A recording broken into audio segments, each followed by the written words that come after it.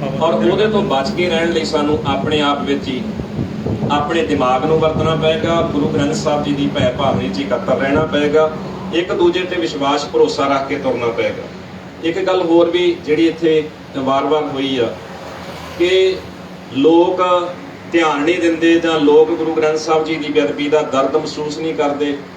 ਮੈਂ ਇਸ ਬੇਨਤੀ ਨੂੰ ਇਸ ਤਰੀਕੇ ਨਾਲ ਤੁਹਾਡੇ ਸਾਹਮਣੇ ਰੱਖਦਾ ਕਿ ਲੋਕ ਤਾਂ ਬੇਅਦਬੀ ਦਾ ਦਰਦ ਮਹਿਸੂਸ ਕਰਦੇ ਆ, ਲੋਕਾਂ ਦੇ ਵਿੱਚ ਪੀੜ ਬਥੇਰੀ ਹੈ। ਜੇ ਘਾਟ ਰਹਿੰਦੀ ਹੈ ਤਾਂ ਕਿਸੇ ਨਾ ਕਿਸੇ ਤਰੀਕੇ ਨਾਲ ਸਾਡੀ ਲੀਡਰਸ਼ਿਪ ਵਿੱਚ ਰਹਿੰਦੀ ਹੈ। ਔਰ ਜਦੋਂ ਵੀ ਕਦੀ ਇਹ ਥੋੜਾ ਬਹੁਤਾ ਵੀ ਫਰਕ ਪਿਆ, ਉਹ ਸਾਡੀ ਲੀਡਰਸ਼ਿਪ ਕਰਕੇ ਫਰਕ ਪਿਆ। ਸਾਡਾ ਜਿਹੜਾ ਸੁਨੇਹਾ ਆ ਉਹ ਬਰਾਬਰ ਲੋਕਾਂ ਤੱਕ ਨਹੀਂ ਜਾਂਦਾ, ਉਸ ਕਰਕੇ ਸਾਡੇ 'ਚ ਕੋਈ ਨਾ ਕੋਈ ਦੁਬਿਧਾ ਖੜੀ ਹੋ ਜਾਂਦੀ ਆ। ਅਸੀਂ ਤਕੜੇ ਰਹੀਏ, ਇਮਾਨਦਾਰੀ ਨਾਲ ਆਪਣੇ ਨਿਸ਼ਾਨੇ ਤੇ ਪੱਕੇ ਰਹੀਏ ਤਾਂ ਇਹ ਮੋਰਚਾ ਜ਼ਰੂਰ ਸਫਲ ਹੋਏਗਾ। ਮਹਾਰਾਜ ਸੱਚੇ ਪਾਤਸ਼ਾਹ ਕਿਰਪਾ ਕਰਨਗੇ। ਆਪਾਂ ਸਿਰ ਜੋੜ ਕੇ ਇਕੱਤਰ ਹੋ ਕੇ ਲਗਾਤਾਰ ਯਤਨਸ਼ੀਲ ਰਹੀਏ ਔਰ ਜਿੱਥੇ ਜਿੱਥੇ ਵੀ ਜਿੰਨਾ ਵੀ ਪ੍ਰੋਗਰਾਮ ਇੱਥੋਂ ਬਣਦਾ ਆ ਜਾਂ ਆਪਣੇ ਤੱਕ ਪਹੁੰਚਦਾ ਆ, ਉਹ ਸਾਰਾ ਪ੍ਰੋਗਰਾਮ ਜਿਹੜਾ ਆ ਉਹ ਆਪਾਂ ਲਗਾਤਾਰ ਉਹਨੂੰ ਜਿੱਥੇ ਵੀ ਬੈਠੇ ਆ ਉਹਨੂੰ ਆਪਾਂ ਵੇਖਦੇ ਰਹੀਏ, ਵਿਚਾਰਦੇ ਰਹੀਏ। ਉਹਦਾ ਆਪੋ ਆਪਣੇ ਥਾਵਾਂ ਤੇ ਬੈਠੇ ਸਮਰਥਨ ਜਿਹੜਾ ਉਹ ਕਰਨਾ ਸਾਡੇ ਲਈ ਬਹੁਤ ਜ਼ਰੂਰੀ ਆ। ਤੁਹਾਡਾ ਸਾਰਿਆਂ ਦਾ ਧੰਨਵਾਦ। ਵਾਹਿਗੁਰੂ ਜੀ ਕਾ ਖਾਲਸਾ, ਵਾਹਿਗੁਰੂ ਜੀ ਕੀ ਫਤਿਹ। ਧੰਨਵਾਦ ਜੀ। ਮੈਂ ਸਰਦਾਰ ਪ੍ਰੀਤਮ ਸਿੰਘ ਜੀ ਨੂੰ ਬੇਨਤੀ ਕਰਦਾ।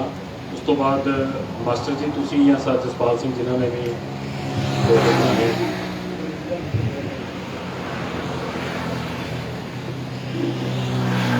ਸਾਹਿਬ ਸ਼੍ਰੀ ਗੁਰੂ ਗ੍ਰੰਥ ਸਾਹਿਬ ਜੀ ਦੀ ਕੋਈ ਬੇਅਦਬੀ ਦੇ ਇਨਸਾਫ ਦੇ ਲਈ ਲੱਗੇ ਇਸ ਮੋਰਚੇ ਦੇ ਵਿੱਚ ਹਾਜ਼ਰੀਆਂ ਭਰ ਰਹੀ ਗੁਰੂ ਰੂਪ ਖਾਲਸਾ ਜੀ, ਵਾਹਿਗੁਰੂ ਜੀ ਕਾ ਖਾਲਸਾ, ਵਾਹਿਗੁਰੂ ਜੀ ਕੀ ਫਤਿਹ। ਸਟੇਜ ਤੋਂ ਕਾਫੀ ਇਹ ਗੱਲ ਹੋਈ ਹੈ ਕਿ ਜਿਸ ਕੋਲੋਂ ਅਸੀਂ ਇਨਸਾਫ ਮੰਗ ਕਰਦੇ ਹਾਂ, ਜਦ ਤੱਕ ਉਸ ਦੀ ਕੁਰਸੀ ਨੂੰ ਅਸੀਂ ਹਿਲਾਉਣ ਤੱਕ ਨਹੀਂ ਜਾਂਦੇ ਜਾਂ ਉਸ ਨੂੰ ਝਟਕਾ ਦੇਣ ਦੀ ਅਸੀਂ ਹਿੰਮਤ ਨਹੀਂ ਰੱਖਦੇ ਤਾਂ ਸਾਨੂੰ ਇਸ ਇਨਸਾਫ ਦੀ ਤਵੱਕੋ ਜਾਂ ਸਾਨੂੰ ਨਹੀਂ ਰੱਖਣੀ ਚਾਹੀਦੀ। ਗੱਲ ਰਹੀ ਕਿ ਇਸ ਨੂੰ ਮੂਵਮੈਂਟ ਵੱਡੀ ਬਣਾਉਣ ਦੀ ਲੋੜ ਹੈ। ਠੀਕ ਹੈ, ਪਹਿਲਾਂ ਇਸ ਸੰਬੰਧ ਦੇ ਵਿੱਚ ਮੂਵਮੈਂਟਾਂ ਬਣੀਆਂ, ਕਿਸੇ ਕਾਰਨ ਕਰਕੇ ਉਹ ਕਮਜ਼ੋਰੀ ਪੈ ਗਈ, ਪਰ ਹੁਣ ਦੁਬਾਰਾ ਸਮਾਂ ਫਿਰ ਆਇਆ ਹੈ। ਮੈਂ ਇੱਕੋ ਹੀ ਸੁਝਾਅ ਦੇ ਕੇ ਆਪਣੀ ਗੱਲ ਖਤਮ ਕਰਾਂਗਾ ਕਿ ਵੱਡੀ ਮੂਵਮੈਂਟ ਬਣਾਉਣ ਵਾਸਤੇ ਅਸੀਂ ਸਾਰੀ ਸਿੱਖ ਸੰਗਤ ਇੱਥੇ ਬੈਠੇ ਹਾਂ ਔਰ ਪੰਜਾਬ ਦੇ ਵੱਖ-ਵੱਖ ਇਲਾਕੇ ਤੋਂ ਅਸੀਂ ਇੱਥੇ ਇਕੱਤਰ ਹੋਏ ਹਾਂ। ਰੋਜ਼ਾਨਾ ਹੀ ਇੱਥੇ ਸੰਗਤ ਆਉਂਦੀ ਆ ਔਰ ਮੈਂ ਇਹ ਸਮਝਦਾ ਕਿ ਇਸ ਸਟੇਜ ਤੋਂ ਰੋਜ਼ਾਨਾ ਹੀ ਇਹ ਮੈਸੇਜ ਆਵੇ ਸਾਡੀ ਸੰਗਤ ਦੇ ਤੱਕ ਕਿ ਅਸੀਂ ਕਿਸੇ ਨਾ ਕਿਸੇ ਰੂਪ ਦੇ ਵਿੱਚ ਜਿੱਥੇ ਅਸੀਂ ਬੈਠੇ ਹਾਂ, ਗੁਰੂ ਘਰਾਂ ਦੇ ਵਿੱਚ ਕਿਸੇ ਪ੍ਰਬੰਧ ਦੇ ਨਾਲ ਅਸੀਂ ਜੁੜੇ ਹੋਏ ਹਾਂ। ਸਾਨੂੰ ਸਾਡੀ ਸਿੱਖ ਸੰਗਤ ਦੀ ਮਾਨਸਿਕਤਾ ਨੂੰ ਜਗਾਉਣ ਦੀ ਲੋੜ ਹੈ। ਸਾਡੇ ਗੁਰੂ ਘਰਾਂ ਦੇ ਵਿੱਚੋਂ ਹਰ ਇੱਕ ਗੁਰੂ ਦੇ ਵਿੱਚੋਂ ਇਹ ਆਵਾਜ਼ ਲੋਕਾਂ ਦੀ ਮਾਨਸਿਕਤਾ ਨੂੰ ਉੱਪਰ ਚੁੱਕਣ ਦੇ ਵਾਸਤੇ ਕਿ ਸਾਡੇ ਬਾਪ ਦੀ ਬੇਅਦਬੀ ਹੋਈ ਆ, ਅਸੀਂ ਉਸ ਦੇ ਇਨਸਾਫ ਦੇ ਲਈ ਲਾਮਬੰਦ ਹੋਣਾ ਹੈ। ਹਰ ਇੱਕ ਗੁਰੂ ਘਰ ਦੇ ਵਿੱਚੋਂ ਇਹ ਮੈਸੇਜ ਸਾਡਾ ਜਾਣਾ ਚਾਹੀਦਾ ਹੈ। ਸਾਰੇ ਸੰਸਾਰ ਦੇ ਵਿੱਚ, ਸਾਰੇ ਦੇਸ਼ ਦੇ ਵਿੱਚ ਸਾਡੇ ਗੁਰੂ ਘਰ ਸਥਾਪਿਤ ਨੇ ਔਰ ਸਾਡੀ ਇਹ ਵੱਡੀ ਮੂਵਮੈਂਟ ਹੋ ਸਕਦੀ ਆ। ਸੋ ਇੰਨੀਆਂ ਗੱਲਾਂ ਕਹਿੰਦਾ ਹੋਇਆ ਕਿ ਮੈਂ ਤਾਂ ਜੱਜ ਕਰਾਂ ਜੀ, ਵਾਹਿਗੁਰੂ ਜੀ ਕਾ ਖਾਲਸਾ, ਵਾਹਿਗੁਰੂ ਜੀ ਕੀ ਫਤਿਹ।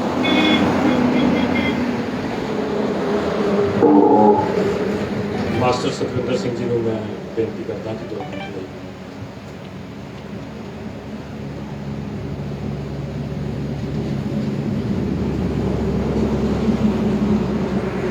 ਵਾਹਿਗੁਰੂ ਜੀ ਕਾ ਖਾਲਸਾ, ਵਾਹਿਗੁਰੂ ਜੀ ਕੀ ਫਤਿਹ।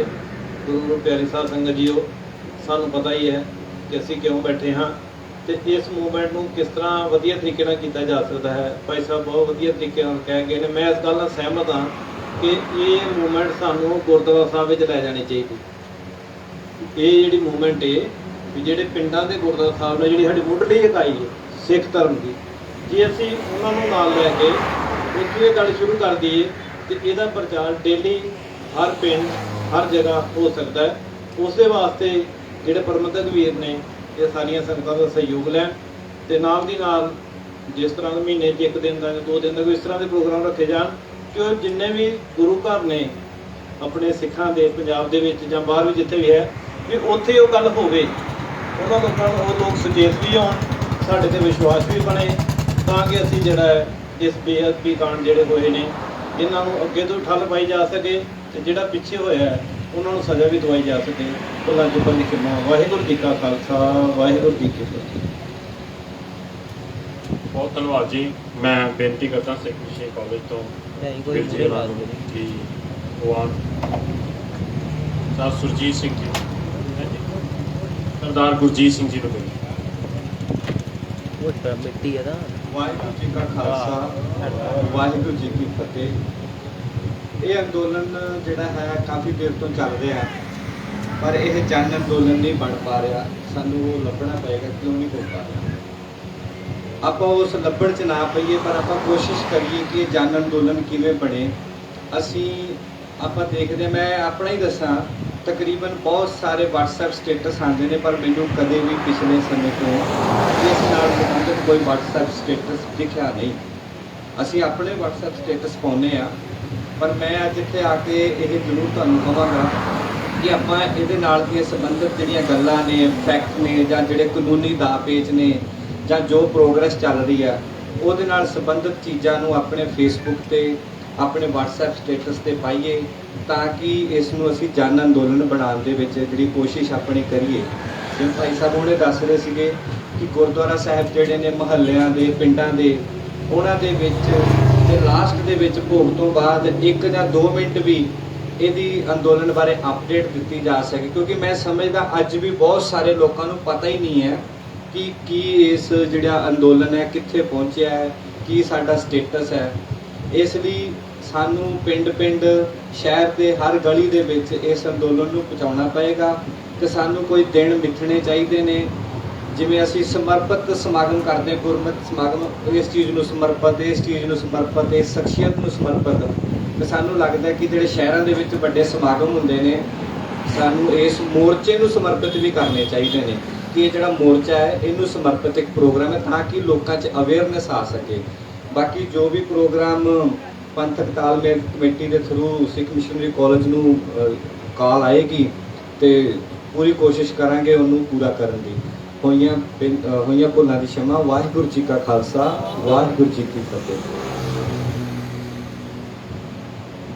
ਇਸ ਤੋਂ ਪਹਿਲੇ ਕਿ ਮੈਂ ਸਿੰਘ ਸਾਹਿਬ ਜੀ ਨੂੰ ਬੇਨਤੀ ਕਰਾਂ, ਮੈਂ ਵੀਰ ਸੁਖਰਾਜ ਸਿੰਘ ਜੀ, ਕਿਉਂਕਿ ਤੁਸੀਂ ਮਿਹਨਤ ਕਰਕੇ ਇੱਕ ਇਸ ਮੋਰਚੇ ਨੂੰ ਰੈਗੂਲਰ ਚਲਾ ਰਹੇ ਹੋ, ਤੇ ਮੇਰੀ ਬੇਨਤੀ ਹੈ ਕਿ ਇੱਥੇ ਜਿਹੜੇ ਸੁਝਾਅ ਨੇ ਉਹਨਾਂ 'ਚ ਇੰਪੋਰਟੈਂਟ ਸੁਝਾਅ ਇਹ ਸੀਗਾ ਕਿ MLAs ਨੂੰ ਜਿਹੜਾ ਮੈਮੋਰੈਂਡਮ ਜਿਹੜੇ ਨੇ ਉਹ ਦਿੱਤੇ ਜਾਣ, ਤਾਂ ਕਿ ਇਹ ਗੱਲ ਉਹਨਾਂ ਦੇ, ਇਹ ਸੇਕ ਜਿਹੜਾ ਹੈ ਉਹਨਾਂ ਦੇ ਬੂਹੇ ਅੱਗੇ ਜ਼ਰੂਰ ਪਹੁੰਚਾਈਏ। ਇਹ ਦਿਨ ਕਦੋਂ ਹੋਏ, ਕਿਹੜਾ ਹੋਏ, ਇਹ ਤੁਸੀਂ ਵਿਚਾਰ ਕਰ ਲਓ ਤੇ ਸਾਰੇ ਪੰਜਾਬ ਨੂੰ ਇੱਕੋ ਵਾਰੀ ਕਾਲ ਦਿਓ, ਤਾਂ ਕਿ ਜਿਹੜੀ ਹੈ ਉਹਦੇ ਤੱਕ ਜਿਹੜਾ ਕੰਮ ਕੀਤਾ ਜਾ ਸਕੇ। ਦੂਜੀ ਗੱਲ ਕਿ ਜਿਹੜੀ ਦੂਜਾ ਸੁਝਾਅ ਹੈ ਕਿ ਗੁਰਦੁਆਰਿਆਂ 'ਚ ਇਸ ਸੰਬੰਧੀ ਕੀ ਕੀਤਾ ਜਾ ਸਕਦਾ, ਮੈਨੂੰ ਲੱਗਦਾ ਹੈ ਕਿ ਉਹ ਵੀ ਤੁਸੀਂ ਇੱਕ ਦਿਨ ਮਿੱਥ ਕੇ ਕੋਈ ਇੱਦਾਂ ਦਾ ਜ਼ਰੂਰ ਦਿਓ ਕਿ ਉਦੋਂ ਗੁਰਦੁਆਰੇ 'ਚ, ਸਾਰੇ ਪੰਜਾਬ 'ਚ ਗੁਰਦੁਆਰੇ ਉਸ ਦਿਨ ਇਸ ਸਮਰਪਿਤ ਸਮਾਗਮ, ਕੋਈ ਛੋਟਾ ਕਰਦਾ, ਵੱਡਾ ਕਰਦਾ, ਉਹ ਜ਼ਰੂਰ ਕਰੇ, ਤਾਂ ਕਿ ਸਾਰਿਆਂ ਦੀ ਲੋਕਲ ਜਿਹੜੀ ਇਨਵੋਲਵਮੈਂਟ ਹੈ ਉਹ ਉੱਥੇ ਬਣ ਸਕਦੀ ਹੈ। ਇਹ ਇੱਕ ਲਹਿਰ ਜਿਹੜੀ ਹੈ ਇਹਦੇ ਨਾਲ ਕ੍ਰੀਏਟ ਕੀਤੀ ਜਾ ਸਕਦੀ। ਮੈਨੂੰ ਲੱਗਦਾ ਹੈ 2 ਮੋਟੇ ਸੁਝਾਅ ਨੇ ਜਿਹੜੇ ਹੁਣ ਤੱਕ ਸਾਡੇ ਕੋਲ ਆਏ ਨੇ। ਅਸੀਂ ਇਸ ਜਿਹੜੀ ਹੈ ਸਾਰੇ ਕੰਮ ਦੇ ਵਿੱਚ ਜੋ ਵੀ ਯੋਗਦਾਨ ਪਾ ਸਕਦੇ ਹੋਵਾਂਗੇ ਅਸੀਂ ਜ਼ਰੂਰ ਪਾਵਾਂਗੇ। ਮੈਂ ਬੇਨਤੀ ਕਰਾਂਗਾ ਸਿੰਘ ਸਾਹਿਬ ਗਿਆਨੀ ਕੇਵਲ ਸਿੰਘ ਜੀ ਨੂੰ, ਮੈਂ ਤਾਂ ਬੇਨਤੀ ਸਾਰਾ ਅਮੀਰ ਸਿੰਘ ਜੀ ਨੂੰ ਵੀ ਕੀਤੀ ਸੀ ਵੀ ਤੁਸੀਂ ਵੀ 2 ਗੱਲਾਂ ਜ਼ਰੂਰ ਕਰੋ, ਤੇ ਮੈਂ ਹੁਣ ਬੇਨਤੀ ਕਰਦਾ ਸਿੰਘ ਸਾਹਿਬ ਗਿਆਨੀ ਕੇਵਲ ਸਿੰਘ ਜੀ ਨੂੰ ਕਿ ਉਹ ਆਪਣੇ ਵਿਚਾਰ।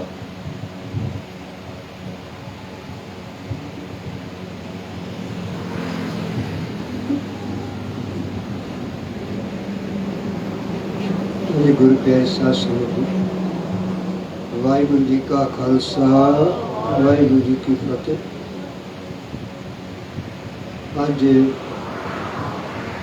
ਪੰਥਕ ਤਾਲਮੇਲ ਸੰਗਠਨ ਦੇ ਛੋਟੇ ਜਿਹੇ ਉਦਮ ਨਾਲ ਪੰਜਾਬ ਦੇ ਵੱਖ-ਵੱਖ ਜ਼ਿਲ੍ਹਿਆਂ ਤੋਂ ਕੁਝ ਸੰਖੇਪ ਜਿਹਾ ਨੁਮਾਇੰਦਾ ਇਕੱਠ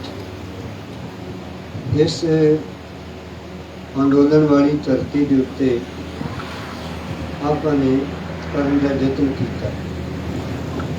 ਇਹਦਾ ਮਕਸਦ ਇੱਕੋ ਹੈ ਕਿ ਜੋ 15 ਦੇ ਅੰਦਰ ਬਿਦਵੇ ਦਾ ਮਹਾਨ ਵੱਡਾ ਭਿਆਨਕ ਕਾਂਡ ਹੋਇਆ, ਜਿਹਨੇ ਸਾਰੇ ਪੰਜਾਬ ਨੂੰ ਨਹੀਂ ਸਾਰੇ ਸੰਸਾਰ ਨੂੰ ਝੰਜੋੜਿਆ, ਇਸ ਵੱਡੇ ਸਾਰੇ ਦੁਖਾਂਤ ਨੂੰ ਜਿਹੜਾ ਕਦੀ ਵੀ ਸਾਨੂੰ ਭੁੱਲ ਨਹੀਂ ਸਕਦਾ, ਇਹਦਾ ਨਤੀਜਾ ਸਾਡੇ ਕੋਲ ਇਨਸਾਫ ਦੇ ਰੂਪ ਵਿੱਚ ਅੱਜ 8 ਵਰੇ ਬੀਤਣ ਤੇ ਆ ਗਏ ਨੇ, ਅਜੇ ਤੱਕ ਸਾਡੇ ਪਿੰਡ ਪੱਲੇ ਕੁਝ ਵੀ ਨਹੀਂ ਪਿਆ। ਕਿਉਂ ਨਹੀਂ ਪਿਆ? ਕਿੰਨਾ ਕਾਰਨਾਂ ਕਰਕੇ ਨਹੀਂ ਪਿਆ। ਜਾਣ ਵਾਲਾ ਕੱਲ ਜਿਹੜਾ ਹੈ ਇਹ ਕੀ ਸਾਨੂੰ ਇਨਸਾਫ ਦੇ ਸਕੇਗਾ? ਇਹਦੇ ਉੱਤੇ ਬਹੁਤ ਸਾਰੀਆਂ ਵਿਚਾਰਾਂ ਲਗਾਤਾਰ ਇੱਥੇ ਚੱਲ ਰਹੀਆਂ ਹਨ। ਭਾਈ ਸੁਖਰਾਜ ਸਿੰਘ ਜੀ ਤੇ ਸਾਡੇ ਅਜੀਤ ਸ਼ਹੀਦ ਭਾਈ ਗੁਰਜੀਤ ਸਿੰਘ ਜੀ, ਉਹਨਾਂ ਦੇ ਪਿਤਾ ਜੀ, ਦੋਨੋਂ ਸ਼ਹੀਦ ਪਰਿਵਾਰ ਜਿਹੜੇ ਨੇ, ਇਹ ਸਾਡੇ ਅੱਜ ਦੇ ਸਾਰੇ ਇਸ ਅੰਦੋਲਨ ਦੇ ਮੋਢੀ ਨੇ।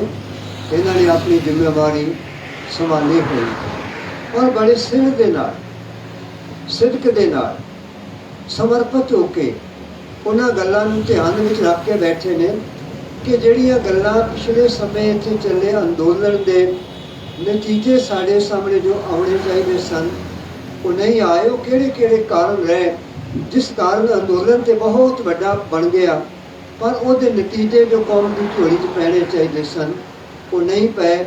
ਉਹਨਾਂ ਨੂੰ ਵੀ ਇਹਨਾਂ ਨੇ ਨੇੜਿਓਂ ਰਹਿ ਕੇ ਵੇਖਿਆ, ਵੀ ਸਾਥ ਵੀ ਦਿੱਤਾ, ਆਪਣਾ ਪੂਰਾ ਸਮਰਥਨ ਵੀ ਦਿੱਤਾ, ਹਰ ਤਰ੍ਹਾਂ ਦਾ ਯੋਗਦਾਨ ਵੀ ਪਾਇਆ। ਤੇ ਉਹ ਜਿਹੜੀ ਨਿਰਾਸ਼ਤਾ ਕੌਮ ਦੀ ਝੋਲੀ 'ਚ ਪਈ, ਅੱਜ ਜਦੋਂ ਇਹਨਾਂ ਨੇ ਬੀੜਾ ਚੁੱਕਿਆ ਹੈ ਤਾਂ ਉਹ ਇੱਕ ਕੌਮ ਦੇ ਅੰਦਰ ਨਿਰਾਸ਼ਤਾ ਹੈ ਕਿ ਅਸੀਂ ਅੰਦੋਲਨ ਖੜੇ ਕਰ ਲੈਂਦੇ ਹਾਂ, ਆਗੂ ਠੀਕ ਨਤੀਜੇ ਨਹੀਂ ਦਿੰਦੇ, ਪਰ ਇਹਨਾਂ ਨੇ ਉਸ ਗੱਲ ਨੂੰ ਪਾਸੇ ਰੱਖ ਕੇ ਆਪਣੇ ਆਪ ਨੂੰ ਪੇਸ਼ ਕੀਤਾ ਹੈ ਕਿ ਅਸੀਂ ਹੁਣ ਉਦੋਂ ਤੱਕ ਬੈਠਾਂਗੇ ਜਦੋਂ ਤੱਕ ਕੌਮ ਦੀ ਝੋਲੀ ਅੰਦਰ ਹਕੂਮਤ ਵੱਲੋਂ ਜਿਹੜਾ ਇਨਸਾਫ ਹੈ ਉਹ ਨਹੀਂ ਪਹੁੰਚ ਜਾਂਦਾ। ਇਸ ਲਈ ਅੱਜ ਸਾਡਾ ਫਰਜ਼ ਬਣਦਾ ਹੈ ਕਿ ਅਸੀਂ ਸਾਰੇ ਆਪਣੀ ਆਪਣੀ ਜ਼ਿੰਮੇਵਾਰੀ ਨਿਭਾਈਏ। ਸੁਝਾਅ ਪਹਿਲਾਂ ਵੀ ਆਏ ਨੇ, ਅੱਜ ਵੀ ਸੁਝਾਅ ਇੱਥੇ ਆ ਰਹੇ ਨੇ, ਆਉਣ ਵਾਲੇ ਕੱਲ੍ਹ ਵੀ ਸੁਝਾਅ ਇੱਥੇ ਆਉਣਗੇ। ਕੱਲ੍ਹ 10 ਤਰੀਕ ਜਿਹੜੀ ਬੀਤ ਗਈ ਹੈ ਉਹਦੇ ਵਿੱਚ ਇਹਨਾਂ ਨੇ ਕੱਲ੍ਹ ਇੱਥੇ ਇਕੱਤਰਤਾ ਕੀਤੀ ਹੈ ਅੰਦੋਲਨ ਦੇ ਸਰਗਰਮੀ ਦੇ ਬਾਰੇ ਵਿੱਚ, ਇਹਨੂੰ ਕਿਵੇਂ ਅੱਗੇ ਲੈ ਕੇ ਜਾਣਾ ਚਾਹੀਦਾ ਹੈ। ਦਾਸ ਇੱਥੇ ਨਾ ਹੋਣ ਕਰਕੇ ਕੱਲ੍ਹ ਹਾਜ਼ਰ ਨਹੀਂ ਹੋ ਸਕਿਆ। ਇਹ ਕੋ ਉਦਮ ਨੇ ਜਿਹੜੇ ਨਾਲ ਨਾਲ ਚੱਲਦੇ ਨੇ। ਹੁਣ 16 ਤਰੀਕ ਤੇ 1 ਤਰੀਕ, ਇਹ 2 ਤਰੀਕਾਂ ਤੇ ਇੱਥੇ ਬੜੇ ਇਕੱਠ ਜਿਹੜੇ ਨੇ ਉਹ ਕੀਤੇ ਜਾਂਦੇ ਹਨ। ਤੇ ਉਹ ਸਾਡੇ ਲਈ ਜਦੋਂ ਸਾਨੂੰ ਮੌਕਾ ਮਿਲਦਾ ਹੈ, ਕਿਤੇ ਖਾਸ ਵਜੇਵੇ ਵਿੱਚ ਨਹੀਂ ਹੁੰਦੇ, ਅਸੀਂ ਕੋਸ਼ਿਸ਼ ਕਰੀਦੀ ਹੈ ਇੱਥੇ ਆ ਕੇ ਹਾਜ਼ਰੀ ਜਿਹੜੀ ਹੈ ਅਸੀਂ ਭਰ ਕੇ ਜਾਈਏ।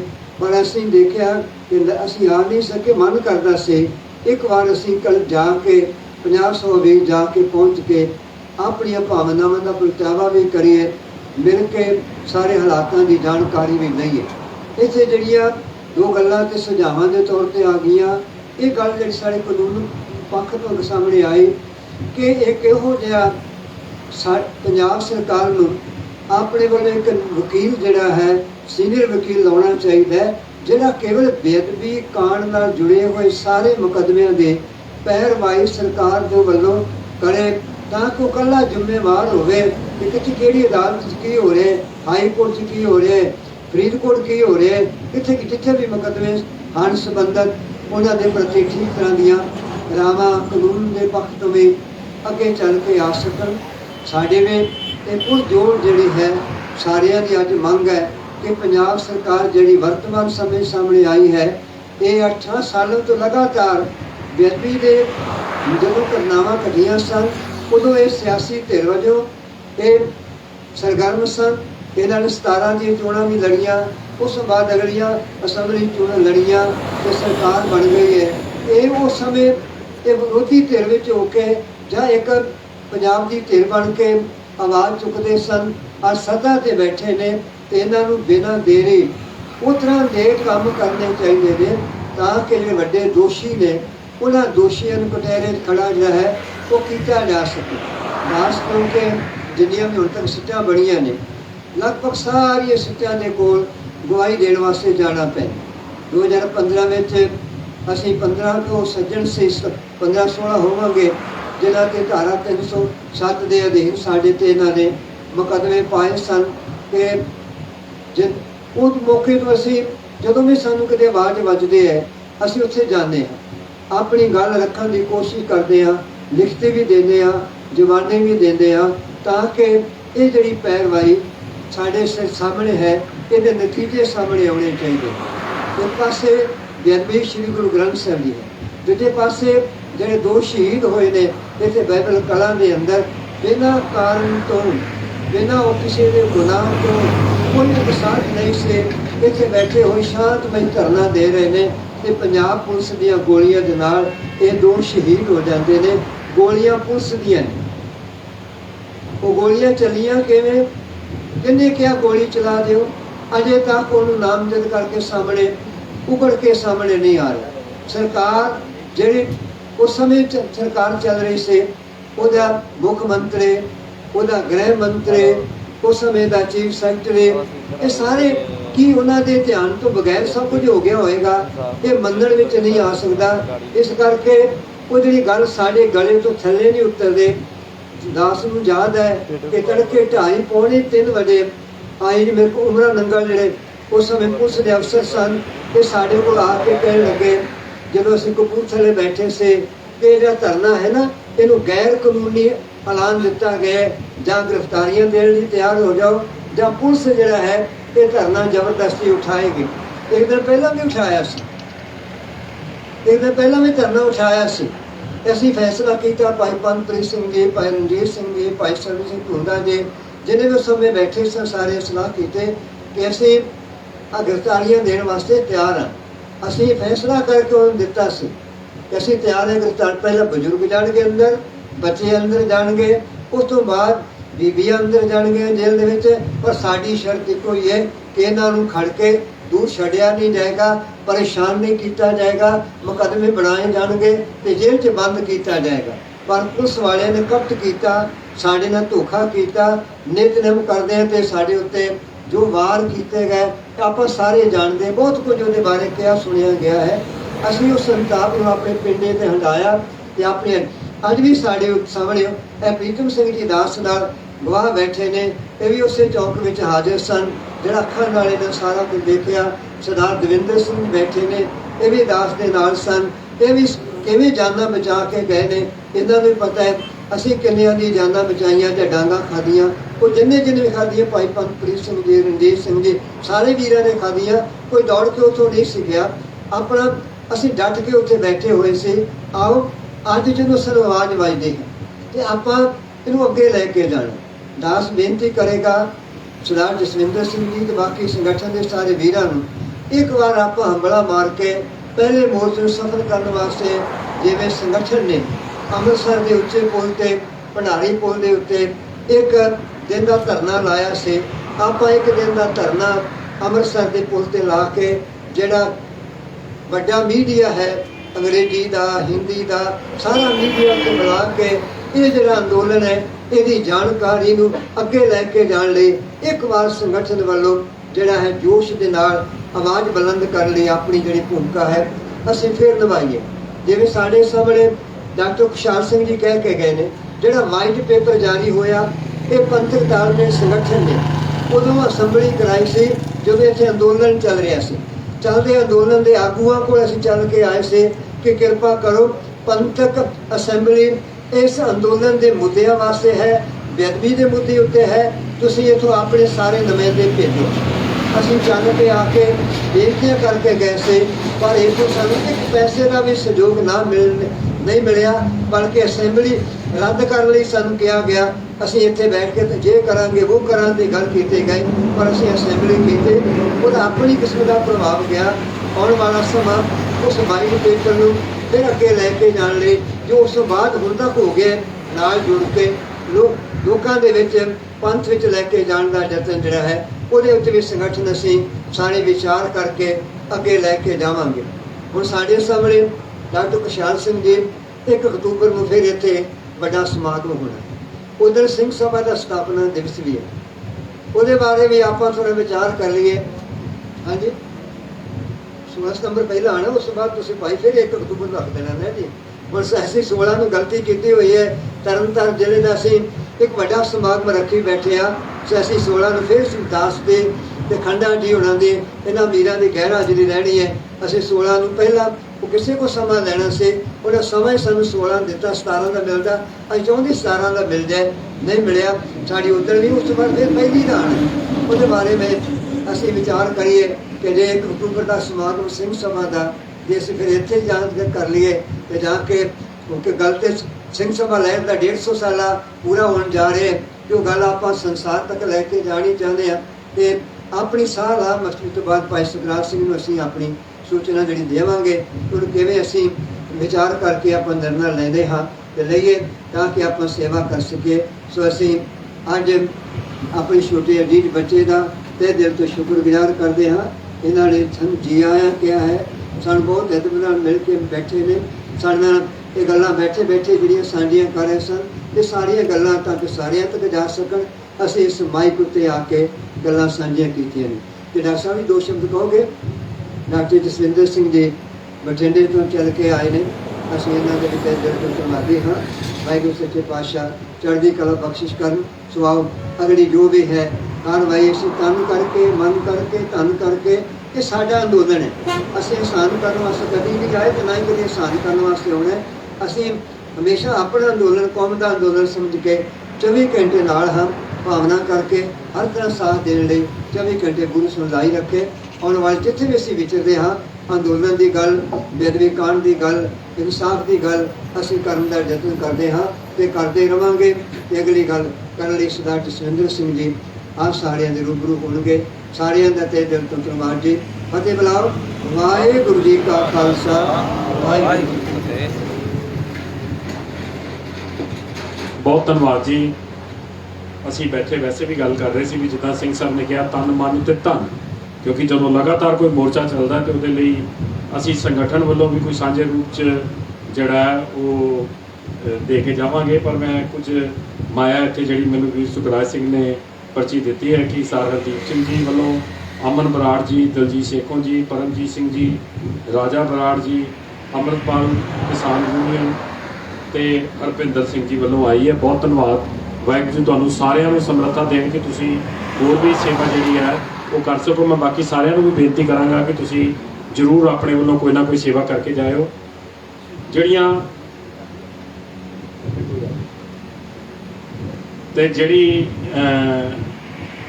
ਦੋ ਬੇਨਤੀਆਂ ਅਸੀਂ ਅੱਗੇ ਕੀਤੀਆਂ ਸੀਗੀਆਂ ਕਿ ਜਿਹੜੀ MLAs ਦੇ ਘਰਾਓ ਵਾਲੀ ਜਿਹੜੀ ਉਹਨਾਂ ਨੂੰ ਜਾ ਕੇ ਮੈਮੋਰੈਂਡਮ ਦੇਣ ਵਾਲੀ, ਦੂਜੀ ਜਿਹੜੀ ਹੈ ਉਹ ਬੇਨਤੀ ਗੁਰਦੁਆਰਾ ਸਾਹਿਬ 'ਚ ਇੱਕ ਮਿੱਥੇ ਸਮੇਂ ਤੇ ਸਮਾਗਮ ਕਰਨ ਵਾਲੀ, ਕਿਉਂਕਿ 1 ਜੂਨ ਤੋਂ ਇਹ ਘਟਨਾਵਾਂ ਸ਼ੁਰੂ ਹੋਈਆਂ ਸੀ ਜਦੋਂ ਗੁਰਜਵਾਰ ਸਿੰਘ ਵਾਲਾ ਤੋਂ ਜਿਹੜਾ ਹੈ ਉਹ ਗੁਰੂ ਗ੍ਰੰਥ ਸਾਹਿਬ ਜੀ ਦੀ ਜਿਹੜੀ ਹੈ ਉਹ ਚੋਰੀ ਕੀਤੀ ਗਈ ਤੇ ਫਿਰ 12 ਅਕਤੂਬਰ ਨੂੰ ਜਿਹੜੇ ਤਕਰੀਬਨ 110-12 ਅੰਗ ਜਿਹੜੇ ਆ ਉਹ ਖਿਲਾਰ ਦਿੱਤੇ ਗਏ। ਉਹ ਉਸ ਤੋਂ ਬਾਅਦ ਐਜੀਟੇਸ਼ਨ ਸ਼ੁਰੂ ਹੁੰਦੀ ਹੈ ਤੇ 14 ਤਰੀਕ ਨੂੰ ਇਸ ਜਗ੍ਹਾ ਤੇ ਜਿਹੜੀ ਹੈ ਸਵੇਰੇ ਤੜਕੇ ਸਾਰ ਜਿਹੜੀ ਉਹ ਘਟਨਾ ਵਾਪਰੀ ਸੀ ਜਦੋਂ ਧਰਨੇ ਤੇ ਬੈਠੇ ਜਿਹੜੀ ਹੈ ਉਹਨਾਂ ਨੂੰ ਗੋਲੀਆਂ ਮਾਰ ਦਿੱਤੀਆਂ ਗਈਆਂ। ਤੁਸੀਂ ਸਾਰਿਆਂ ਨੇ ਪੜ੍ਹਿਆ ਜੇ ਹੋਏਗਾ ਤੇ ਉਹ ਪੋਸਟਮਾਰਟਮ ਦੀ ਜਿਹੜੀ ਰਿਪੋਰਟ ਜੇ ਤੁਸੀਂ ਧਿਆਨ ਨਾਲ ਵੇਖੋ ਤੇ ਉਹ ਦੱਸਦੀ ਹੈ ਕਿ ਗੋਲੀ ਜਿਹੜੀ ਹੈ ਉੱਤੋਂ ਥੱਲੇ ਵੱਜੀ ਹੈ ਤੇ ਉਹਦੀ ਡਾਇਰੈਕਸ਼ਨ ਐਂਗਲਡ ਹੈ। ਪਤਾ ਲੱਗਦਾ ਕਿ ਖੜੇ ਬੰਦੇ ਨੇ ਬੈਠੇ ਬੰਦੇ ਨੂੰ ਗੋਲੀ ਮਾਰੀ ਹੈ ਜਾਂ ਪੈਰਾਂ ਥੱਲੇ ਨੱਪ ਕੇ ਮਾਰੀ ਹੈ। ਤੇ ਦੂਜਾ ਉਹ ਬਰਨਟ ਨਿਸ਼ਾਨ ਨੇ ਕਿ ਜਿੰਨੀ ਦੂਰੋਂ ਨੇੜਿਓਂ ਗੋਲੀ ਵੱਜਦੀ ਹੈ ਤੇ ਉਹ ਜਿੱਥੋਂ ਗੋਲੀ ਐਂਟਰ ਕਰਦੀ ਉਹ ਜ਼ਿਆਦਾ ਬਰਨ ਕਰ ਜਾਂਦਾ। ਇਹ ਨਿਸ਼ਾਨੀਆਂ ਹੁੰਦੀਆਂ ਕਿਉਂਕਿ ਮੈਂ ਵਕੀਲ ਹਾਂ, ਅਸੀਂ ਜਦੋਂ ਪੜ੍ਹਦੇ ਹਾਂ ਰਿਪੋਰਟਸ ਨੂੰ ਤੇ ਇਹ ਬਕਾਇਦਾ ਪੋਸਟਮਾਰਟਮ ਦੀ ਰਿਪੋਰਟ ਜਿਹੜੀ ਹੈ ਪਹਿਲੀ ਇਨਕੁਆਇਰੀ ਕਮੇਟੀ ਉਹਦੇ ਵਿੱਚ ਜਿਹੜੀ ਹੈ ਉਹ ਲੱਗੀ ਹੋਈ ਹੈ। ਦੂਜੀ ਹੁਣ ਇੱਥੇ ਬੈਠੀ ਆਈ ਸੀਗੀ ਕਿ ਇੱਕ ਤਾਂ ਜ਼ਰੂਰ ਬੇਨਤੀ ਇਹ ਵੀ ਧਿਆਨ 'ਚ ਰੱਖੋ ਕਿ ਜਿੱਥੇ ਗੁਰਦੁਆਰਾ ਸਾਹਿਬਾਨ 'ਚ ਅਰਦਾਸ ਕਰਦੇ ਆ ਉੱਥੇ ਬੇਅਦਬੀ ਦੇ ਇਨਸਾਫ ਦੀ ਅਰਦਾਸ ਵੀ ਮੈਨੂੰ ਲੱਗਦਾ ਕਿ ਨਿਤਾ ਪ੍ਰਤੀ ਸ਼ਾਮਲ ਕਰ ਲੈਣੀ ਚਾਹੀਦੀ ਹੈ। ਇਹ ਸੁਝਾਅ ਬਹੁਤ ਚੰਗਾ ਹੈ। ਇੱਕ ਸੁਝਾਅ ਹੋਰ ਆਇਆ ਕਿ ਜੇ ਸੁਖਰਾਜ ਸਿੰਘ ਜੀ ਕੋਈ ਇੱਦਾਂ ਦਾ ਬੈਨਰ ਡਿਜ਼ਾਈਨ ਕਰਕੇ ਜਿਹੜਾ ਸਾਰੇ ਪੰਜਾਬ ਦੇ ਗੁਰਦੁਆਰਿਆਂ ਨੂੰ ਬੇਨਤੀ ਕੀਤੀ ਜੇ ਕਿ ਆਪਣੇ ਆਪਣੇ ਬਾਹਰ ਲਾ ਲਓ ਹੈ ਨਾ, ਉਹ ਤੁਸੀਂ ਬਣਾ ਦਿਓ ਤੇ ਅਸੀਂ ਇਹ ਸੇਵਾ ਅਸੀਂ ਨਿਭਾ ਦਿਆਂਗੇ ਅੱਗੇ ਭੇਜਣ ਵਾਸਤੇ ਕਰਨ ਵਾਸਤੇ। ਸਾਡੇ ਜਿਹੜੀਆਂ ਟੀਮਸ ਸਾਰੇ ਪੰਜਾਬ ਦੇ ਜ਼ਿਲ੍ਹਿਆਂ 'ਚ ਨੇ ਉਹ ਜਾ ਕੇ ਗੁਰਦੁਆਰਿਆਂ ਨੂੰ ਨਿੱਜੀ ਰੂਪ 'ਚ ਬੇਨਤੀ ਕਰ ਲੈਣਗੀਆਂ ਜਾਂ ਆਪ ਵੀ ਜਾ ਕੇ ਲਾ ਦੇਣਗੀਆਂ। ਕੋਈ ਬਹੁਤ ਵੱਡੀ ਗੱਲ ਨਹੀਂ ਹੈ। ਇੱਕ ਸਰਬਜੀਤ ਸਿੰਘ ਵੀਰ ਤੁਸੀਂ ਸੁਝਾਅ ਦੇ ਰਹੇ ਸੀਗੇ ਹੁਣੇ,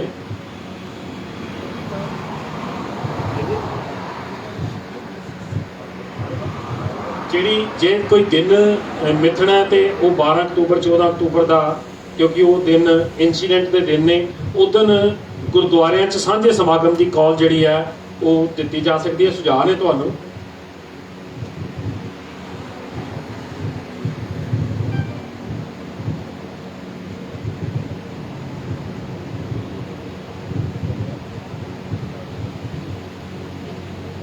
ਤੇ ਮੈਂ ਦੱਸ ਰਿਹਾ ਕਿ ਇੱਕ ਸੁਝਾਅ ਦੀ ਕੋਈ ਕਮੇਟੀ ਵੀ ਬਣੀ ਹੈ, ਉਹ ਵੀ ਸਾਡੇ ਨਾਲ ਸਾਂਝੀ ਕਰ ਲਿਓ ਤੇ ਅਸੀਂ ਉਹਨੂੰ ਜਿਹੜੀ ਹੈ ਉਹ ਗੱਲ ਜਿਹੜੀ ਹੈ ਕਿ ਤੁਰ ਪਏਗੀ।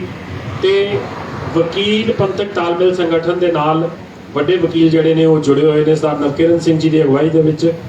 ਉਸ ਪੱਖੋਂ ਵੀ ਕੋਈ ਲੋੜ ਹੋਵੇ ਤੇ ਉਹ ਸਾਡੀ ਪੂਰੀ ਟੀਮ ਜਿਹੜੀ ਆ ਹਾਈ ਕੋਰਟ 'ਚ ਕੰਮ ਕਰ ਰਹੀ ਹੈ, ਜਿਹੜੀ ਉਹ ਤੁਹਾਡੇ ਨਾਲ ਸਹਿਯੋਗ ਕਰਨ ਨੂੰ ਕਿਸੇ ਵੀ ਲੈਵਲ ਦੇ ਉੱਤੇ, ਜਦੋਂ ਸਰਕਾਰ ਦੇ ਵਕੀਲਾਂ ਨਾਲ ਵੀ ਕੋਈ ਗੱਲ ਕਰਨੀ ਹੋਵੇ ਤੇ ਸਾਡੀ ਉਹ ਟੀਮ ਤੁਹਾਡੇ ਸਹਿਯੋਗ ਲਈ ਹਮੇਸ਼ਾ ਤਿਆਰ ਹੈ। ਤੁਹਾਡੇ ਸਾਰੇ ਜਿਹੜੇ ਸੱਜਣ ਆਏ ਹੋ, ਅਸੀਂ ਜ਼ਿਆਦਾ ਸੱਜਣਾਂ ਨੇ ਅੱਜ ਆਉਣਾ ਸੀ, ਕੁਝ ਕਾਰਨ ਬਣ ਗਏ ਕਿਉਂਕਿ ਅਸੀਂ ਸ਼ਾਰਟ ਨੋਟਿਸ ਦੇ ਉੱਤੇ ਕਾਲਸ ਕੀਤੀਆਂ ਸੀਗੀਆਂ।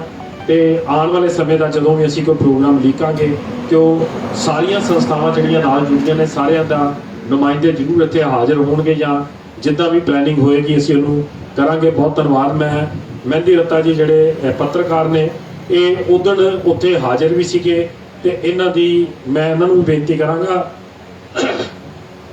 ਕਿ 2 ਮਿੰਟ ਲਈ ਉਹ ਜਿਹੜੀ ਆ ਉੱਥੋਂ ਉਦਣ ਦੀ ਹੱਡ ਬੀਤੀ ਜਾਂ ਉਸ ਤੋਂ ਬਾਅਦ ਜਿਹੜੀਆਂ ਘਟਨਾਵਾਂ ਵਾਪਰੀਆਂ, ਇੱਕ ਦਿਨ ਇਹ ਦੱਸ ਰਹੇ ਸੀ ਕਿ ਉਸ ਤੋਂ ਬਾਅਦ ਵੀ ਬਹੁਤ ਨੌਜਵਾਨਾਂ ਦੇ ਉੱਤੇ ਤਸ਼ੱਦਦ ਜਿਹੜੇ ਆ ਉਹ ਕੀਤੇ ਗਏ, ਉਹਨਾਂ ਨੂੰ ਵੀ ਜਿਹੜਾ ਉਹ ਮੈਂ ਬੇਨਤੀ ਕਰਦਾ ਕਿ ਉਹ ਆਉਣ।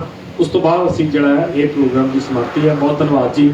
ਵਾਹਿਗੁਰੂ ਜੀ ਕਾ ਖਾਲਸਾ, ਵਾਹਿਗੁਰੂ ਜੀ ਕੀ ਫਤਿਹ।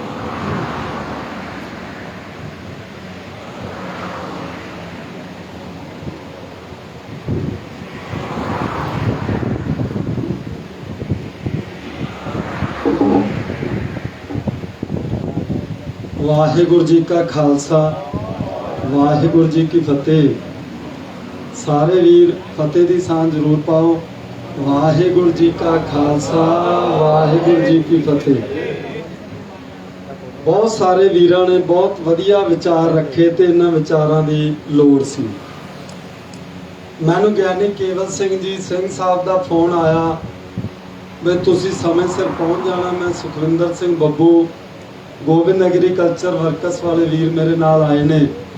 ਅਸੀਂ ਰਸਤੇ 'ਚ ਇਹੀ ਵਿਚਾਰਾਂ ਕਰਦੇ ਆਉਂਦੇ ਸੀ ਕਿ ਹਰ ਵਾਰ ਵੀਰ ਸੁਖਰਾਜ ਵੱਲੋਂ ਮੰਚ ਤੋਂ ਬੋਲਿਆ ਜਾਂਦਾ ਬਈ ਤੁਸੀਂ ਵੀ ਵਿਚਾਰ ਰੱਖੋ, ਪਰ ਮੈਨੂੰ ਸਮਾਂ ਨਹੀਂ ਮਿਲਦਾ। ਅੱਜ ਬਹੁਤ ਸਾਰੇ ਵਿਦਵਾਨ ਵੀਰ ਆਏ ਨੇ, ਮੇਰੇ ਪੱਤਰਕਾਰ ਸੀਨੀਅਰ ਪੱਤਰਕਾਰ ਸਰਦਾਰ ਹਮੀਰ ਸਿੰਘ ਜੀ ਆਏ ਨੇ।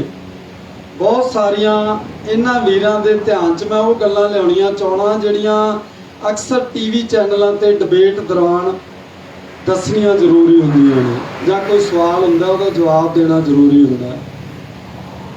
1 ਜੂਨ 2015 ਨੂੰ ਪਾਵਨ ਸਰੂਪ ਚੋਰੀ ਹੁੰਦੇ ਨੇ। ਇੱਥੋਂ ਕਰੀਬ 4 ਕਿਲੋਮੀਟਰ ਦੂਰ ਹੈ ਪਿੰਡ ਬੁਰਜ ਜਵਾਰ ਸਿੰਘ ਵਾਲਾ। ਦਿਨ ਦਿਹਾੜੇ 1 ਵਜੇ ਉੱਥੇ ਨਰੇਗਾ ਕਰਮਚਾਰੀ ਕੰਮ ਕਰਦੇ ਨੇ। ਮੈਂ ਬਹੁਤ ਨੇੜਿਓਂ ਜੁੜਿਆ ਤਾਂ ਤੁਹਾਡੇ ਨਾਲ ਸਾਂਝੀਆਂ ਕਰਨੀਆਂ ਚਾਹੁੰਦਾ ਗੱਲਾਂ। ਉਹ ਨਰੇਗਾ ਕਰਮਚਾਰੀਆਂ ਨੂੰ ਪੁੱਛਦੀ ਹੈ ਪੁਲਿਸ, ਜੈਤੋ ਦਾ ਡੀਐਸਪੀ ਜਗਦੀਸ਼ ਬਿਸ਼ਨੋਈ, ਉਹਦੀ ਅਗਵਾਈ 'ਚ ਪੁਲਿਸ ਪਹੁੰਚਦੀ ਹੈ ਤੇ ਉਹ ਦੱਸਦੇ ਨੇ ਕਿ 2 ਸਿਰੋਂ ਮੋਨੇ ਮੁੰਡੇ ਮੋਟਰਸਾਈਕਲ ਤੇ ਆਏ। ਸਾਡੀ ਸੋਚ ਇੱਥੋਂ ਤੱਕ ਸੀਮਤ ਰਹੀ ਕਿ ਲੰਗਰ ਛਕਣ ਆਏ ਨੇ ਕਿ ਮੱਥਾ ਟੇਕਣ ਆਏ ਨੇ, ਕੋਈ ਸ਼ਰਧਾਲੂ ਨੇ, ਪਰ ਸਾਨੂੰ ਨਹੀਂ ਪਤਾ ਲੱਗਾ ਕਿ ਕਦੋਂ ਪਾਵਨ ਸਰੂਪ ਚੋਰੀ ਕਰਕੇ ਲੈ ਗਏ। ਹੁਣ ਇੱਥੇ ਪਹਿਲਾ ਸਵਾਲ ਹੈ ਕਿ 1 ਜੂਨ 2015, 12 ਅਕਤੂਬਰ 2015, 14 ਅਕਤੂਬਰ 2015 ਜਦੋਂ ਇਹ ਗੋਲੀकांड ਵਾਪਰਦਾ, ਇਹ ਸਮੇਂ ਦੌਰਾਨ ਜਾਂ ਉਸ ਤੋਂ ਬਾਅਦ ਵੀ ਬਾਦਲ ਸਰਕਾਰ ਦੀ ਪੁਲਿਸ ਇੱਕ ਵੀ ਸਿਰੋਂ ਮੋਨੇ ਮੁੰਡੇ ਨੂੰ ਤਫਤੀਸ਼ 'ਚ ਸ਼ਾਮਲ ਨਹੀਂ ਕਰਦੀ, ਜਦੋਂ ਕਿ ਪਹਿਲੇ ਦਿਨ ਹੀ 2 ਸਿਰੋਂ ਮੋਨੇ ਮੁੰਡਿਆਂ ਦੇ ਸਕੈਚ ਜਾਰੀ ਕਰਦੀ ਹੈ ਪੁਲਿਸ। ਉਹ ਸਾਰੇ ਪੱਤਰਕਾਰਾਂ ਕੋਲ ਪਏ ਨੇ, ਸਾਰੀਆਂ ਜਾਂਚ ਏਜੰਸੀਆਂ ਤੇ ਜਸਟਿਸ ਜਿਹੜੇ ਜਾਂਚ ਕਮਿਸ਼ਨ ਬਣੇ ਉਹਨਾਂ ਨੇ ਮੇਰੇ ਤੋਂ ਮੰਗਵਾਏ ਨੇ, ਮੈਂ ਦੇ ਕੇ ਆਇਆ, ਸਾਰਿਆਂ ਕੋਲ ਮਹਿਫੂਜ਼ ਪਏ ਨੇ। ਇਹ ਪਹਿਲਾ ਸਵਾਲ ਹੈ ਕਿ ਇੱਕ ਵੀ ਸਿਰੋਂ ਮੋਨੇ ਮੁੰਡੇ ਨੂੰ ਤਫਤੀਸ਼ ਸ਼ਾਮਲ ਨਹੀਂ ਕਰਦੀ ਪੁਲਿਸ। ਉਹਨਾਂ ਸਿੱਖ ਨੌਜਵਾਨਾਂ ਨੂੰ ਤਸ਼ੱਦਦ ਦਾ ਸ਼ਿਕਾਰ ਬਣਾਇਆ ਜਾਂਦਾ ਜਿਹੜੇ ਇਨਸਾਫ ਦੀ ਮੰਗ ਕਰ ਰਹੇ ਸੀ। ਹੁਣ ਦੂਜੇ ਸਵਾਲ ਵਾਲੇ ਪਾਸੇ ਆਉਣਾ। 24 ਤੇ 25 ਸਤੰਬਰ ਦੀ ਦਰਮਿਆਨੀ ਰਾਤ ਨੂੰ ਗੁਰਦੁਆਰਾ ਸਾਹਿਬ ਬਰਗਾੜੀ ਤੇ ਗੁਰਦੁਆਰਾ ਸਾਹਿਬ ਬੁਰਜ ਜਵਾਰ ਸਿੰਘ ਵਾਲਾ ਵਿਖੇ ਪੋਸਟਰ ਲੱਗ ਜਾਂਦੇ ਨੇ, ਹੱਥ ਲਿਖਤ ਪੋਸਟਰ। ਉਹ ਡੇਰਾ ਪ੍ਰੇਮੀ ਕਹਿੰਦੇ ਨੇ ਤੁਸੀਂ ਸਾਡੇ ਬਾਬੇ ਦੀ ਫਿਲਮ ਨਹੀਂ ਚੱਲਣ ਦਿੱਤੀ, ਅਸੀਂ ਤੁਹਾਡੇ ਵੱਡੇ ਗੁਰੂ ਨੂੰ ਕਬਜ਼ੇ 'ਚ ਲੈ ਲਿਆ, ਜੇ ਹਿੰਮਤ ਹੈ ਤਾਂ ਲੱਭ ਕੇ ਦਿਖਾਓ, ਅਸੀਂ ਤੁਹਾਨੂੰ 10 ਲੱਖ ਰੁਪਇਆ ਨਗਦ ਇਨਾਮ ਦੇਵਾਂਗੇ ਤੇ ਸਲਾਤਪੁਰੇ ਸਾਡਾ ਡੇਰਾ ਹੈ, ਉੱਥੇ ਅਸੀਂ ਸਨਮਾਨਿਤ ਕਰਾਂਗੇ। ਉਹਦਾ ਤੇ ਬੇਅਦਬੀ ਕਾਂਡ ਵਾਲੇ ਦਿਨ 12 ਅਕਤੂਬਰ ਦਾ 17 ਦਿਨਾਂ ਦਾ ਫਰਕ ਹੈ। 17 ਦਿਨਾਂ 'ਚ ਇੱਕ ਵੀ ਡੇਰਾ ਪ੍ਰੇਮੀ ਨੂੰ ਬਾਦਲ ਸਰਕਾਰ ਦੀ ਪੁਲਿਸ ਤਫਤੀਸ਼ ਸ਼ਾਮਲ ਨਹੀਂ ਕਰਦੀ। ਇਹ ਦੂਜਾ ਸਵਾਲ ਹੈ। 12 ਅਕਤੂਬਰ ਨੂੰ ਬੇਅਦਬੀ ਕਾਂਡ ਨੂੰ ਅੰਜਾਮ ਦੇ ਦਿੱਤਾ ਜਾਂਦਾ। ਉਹ ਪੋਸਟਰ ਵੀ ਮੇਰੇ ਕੋਲ ਪਿਆ, ਮਹਿਫੂਜ਼ ਸਾਰੇ ਪੱਤਰਕਾਰਾਂ ਕੋਲ ਪਿਆ, ਤੇ ਸਾਰੀਆਂ ਜਾਂਚ ਏਜੰਸੀਆਂ ਤੇ ਜਾਂਚ ਕਮਿਸ਼ਨਾਂ ਨੇ ਲਿਆ ਸਾਡੇ ਤੋਂ, ਤੇ ਅਸੀਂ ਉਹਨਾਂ ਨੂੰ ਦਿੱਤਾ। ਸਾਰਿਆਂ ਕੋਲ ਪਏ ਨੇ। ਜਿਹੜੇ ਜਿਹੜੇ ਵੀਰ ਨੂੰ ਲੋੜ ਹੋਈ ਮੈਂ ਭੇਜ ਦੂੰਗਾ। ਉਹ 2 ਸਿਰੋਮਣੀ ਮੁੰਡਿਆਂ ਦੇ ਸਕੈਚ ਵੀ ਤੇ ਉਹ ਪੋਸਟਰ ਵੀ, ਜਿਹਦੇ ਸਾਡੀਆਂ ਸਰਮੋਰ ਸੰਸਥਾਵਾਂ ਦੇ ਮੁਖੀ ਨੇ, ਵਧੀਆ ਪੰਥਕ ਪ੍ਰਚਾਰਕ ਨੇ, ਉਹਨਾਂ ਨੂੰ ਬੜੀਆਂ ਗੰਦੀਆਂ ਗਾਲਾਂ ਕੱਢੀਆਂ ਗਈਆਂ ਉਹਨਾਂ ਵੱਲੋਂ, ਡੇਰਾ ਪ੍ਰੇਮੀਆਂ ਵੱਲੋਂ। ਉਹ ਵੀ ਮੈਂ ਭੇਜ ਦੂੰਗਾ। ਧੰਨ ਧੰਨ ਸਤਿਗੁਰੂ ਤੇਰਾ ਹੀ ਆਸਰਾ ਲਿਖ ਕੇ ਸ਼ੁਰੂ ਕੀਤਾ ਗਿਆ ਤੇ ਇਹੀ ਸ਼ਬਦਾਵਲੀ ਲਿਖ ਕੇ ਸਮਾਪਤੀ ਕੀਤੀ ਗਈ ਹੈ ਉਸ ਪੋਸਟਰ ਦੀ। ਜਿਵੇਂ ਵੀਰ ਸੁਖਵਿੰਦਰ ਸਿੰਘ ਦਦੇਲ ਸਾਹਿਬ ਨੇ ਦੱਸਿਆ ਕਿ ਇਹ ਨਾ ਹੋਰ ਪਾਸੇ ਤੋੜ ਦਿੰਦੀਆਂ ਨੇ ਏਜੰਸੀਆਂ। ਅਕਸਰ ਐਵੇਂ ਹੁੰਦਾ। ਮੇਰੇ ਕੋਲ ਜਦੋਂ ਪੁਲਿਸ ਵਾਲੇ ਆਉਂਦੇ ਸੀ ਵੀ ਤੂੰ ਐਵੇਂ ਰਗੜਿਆ ਜਾਣਾ, ਤੂੰ ਗਲਤ ਲਿਖ ਰਿਹਾ, ਮੈਂ ਬਹੁਤ ਕੁਝ ਲਿਖਿਆ। ਜਿਹੜੇ ਜਿਹੜੇ ਵੀਰ ਜਾਨਾ ਸਪੋਕਸਮੈਨ ਪੜ੍ਹਦੇ ਨੇ ਉਹਨਾਂ ਨੇ ਪੜ੍ਹਿਆ ਹੋਣਾ ਹੈ। ਪਹਿਲੇ ਦਿਨ ਤੋਂ ਲੈ ਕੇ ਅਖੀਰ ਤੱਕ ਨਿੱਕੀ ਨਿੱਕੀ ਗੱਲ ਮੈਂ ਲਿਖੀ ਹੈ। 12 ਅਕਤੂਬਰ ਨੂੰ ਬੇਅਦਬੀ ਕਾਂਡ ਨੂੰ ਅੰਜਾਮ ਦਿੱਤਾ ਜਾਂਦਾ ਤੇ 14 ਅਕਤੂਬਰ ਨੂੰ ਬੱਤੀਆਂ ਵਾਲਾ ਚੌਂਕ ਕੋਟਕਪੁਰਾ ਵਿਖੇ ਤੇ ਇਸ ਜਗ੍ਹਾ ਜਿੱਥੇ ਆਪਾਂ ਬੈਠੇ ਹਾਂ ਪੁਲਸੀ ਅਤਿਆਚਾਰ ਢਾਇਆ ਜਾਂਦਾ। 2 ਘੰਟੇ ਦਾ ਫਰਕ ਹੈ। ਉੱਥੇ 6 ਵਜੇ ਤੇ ਇੱਥੇ 8 ਵਜੇ ਸ਼ਾਂਤਮਈ ਧਰਨੇ ਤੇ ਬੈਠੀਆਂ ਸੰਗਤਾਂ ਉੱਪਰ। ਉਦੋਂ ਤੋਂ ਸਿੱਖ ਨੌਜਵਾਨ ਸ਼ਹੀਦ ਹੋ ਜਾਂਦੇ ਨੇ। ਕਿਸ਼ਨ ਭਗਵਾਨ ਸਿੰਘ ਨਿਆਮੀ ਵਾਲਾ ਤੇ ਗੁਰਜੀਤ ਸਿੰਘ ਬਿੱਟੂ ਵਾਸੀ ਪਿੰਡ ਸਰਾਵਾਂ, ਦੋਨਾਂ ਦੇ ਅੰਤਮ ਸੰਸਕਾਰ ਮੌਕੇ ਮੈਂ ਹਾਜ਼ਰ ਸੀ। ਸੁਖਰਾਜ ਸਿੰਘ ਬਹੁਤ ਸਦਮੇ ਸੀ, ਇਹਨਾਂ ਦਾ ਸਾਰਾ ਪਰਿਵਾਰ ਹੀ, ਗੁਰਜੀਤ ਸਿੰਘ ਬਿੱਟੂ ਦਾ ਵੀ ਸਾਰਾ ਪਰਿਵਾਰ ਬਹੁਤ ਸਦਮੇ ਸੀ। ਮੈਂ ਦੋਵਾਂ, ਸੁਖਵਿੰਦਰ ਸਿੰਘ ਬੱਬੂ ਵੀ ਮੇਰੇ ਨਾਲ ਸੀ, ਅਸੀਂ ਹਾਜ਼ਰ ਸੀ ਦੋਵਾਂ ਮੌਕਿਆਂ ਤੇ।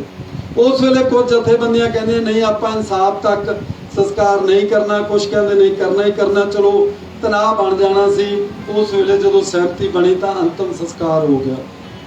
ਉਸ ਤੋਂ ਬਾਅਦ ਜਿਹੜੀਆਂ ਮ੍ਰਿਤਕ ਸਰੀਰਾਂ ਦੇ ਵਿੱਚੋਂ ਗੋਲੀਆਂ ਨਿਕਲਦੀਆਂ ਨੇ, ਉਹ ਗੋਲੀਆਂ ਟੈਂਪਰ ਕੀਤੀਆਂ ਜਾਂਦੀਆਂ ਨੇ। ਹੁਣ ਉਹ ਗੱਲਾਂ ਆਪਾਂ ਸਾਂਝੀਆਂ ਕਰ ਰਹੀਆਂ ਨੇ ਜਿਹੜੇ ਅਦਾਲਤ ਦੇ ਵਿੱਚ ਚਲਾਨ ਰਿਪੋਰਟਾਂ ਪੇਸ਼ ਕੀਤੀਆਂ ਤੇ ਉਹਨਾਂ ਚਲਾਨ ਰਿਪੋਰਟਾਂ ਰਾਹੀਂ ਸਿੱਧ ਹੋਇਆ ਕਿ 2 ਨੌਜਵਾਨ ਜਿਹੜੇ ਸਿੱਖ ਨੌਜਵਾਨ ਸ਼ਹੀਦ ਹੁੰਦੇ ਨੇ, ਉਹਨਾਂ ਦੇ ਮ੍ਰਿਤਕ ਸਰੀਰਾਂ ਚੋਂ ਨਿਕਲੀਆਂ ਗੋਲੀਆਂ ਨਾਲ ਟੈਂਪਰ ਕੀਤਾ ਪੁਲਿਸ ਨੇ।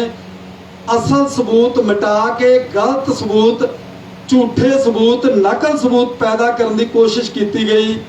ਕਿ ਬਾਦਲ ਸਰਕਾਰ ਨੇ ਆਪਣੀ ਪੁਲਿਸ ਨੂੰ ਇੰਨੇ ਕੁ ਅਧਿਕਾਰ ਦੇ ਦਿੱਤੇ ਸੀ ਕਿ ਤੁਸੀਂ ਕਰ ਸਕਦੇ ਹੋ ਜੋ ਮਰਜ਼ੀ। ਇਹਨਾਂ ਗੱਲਾਂ ਦਾ ਉਹਨਾਂ ਕੋਲ ਜਵਾਬ ਹੈ ਨਹੀਂ।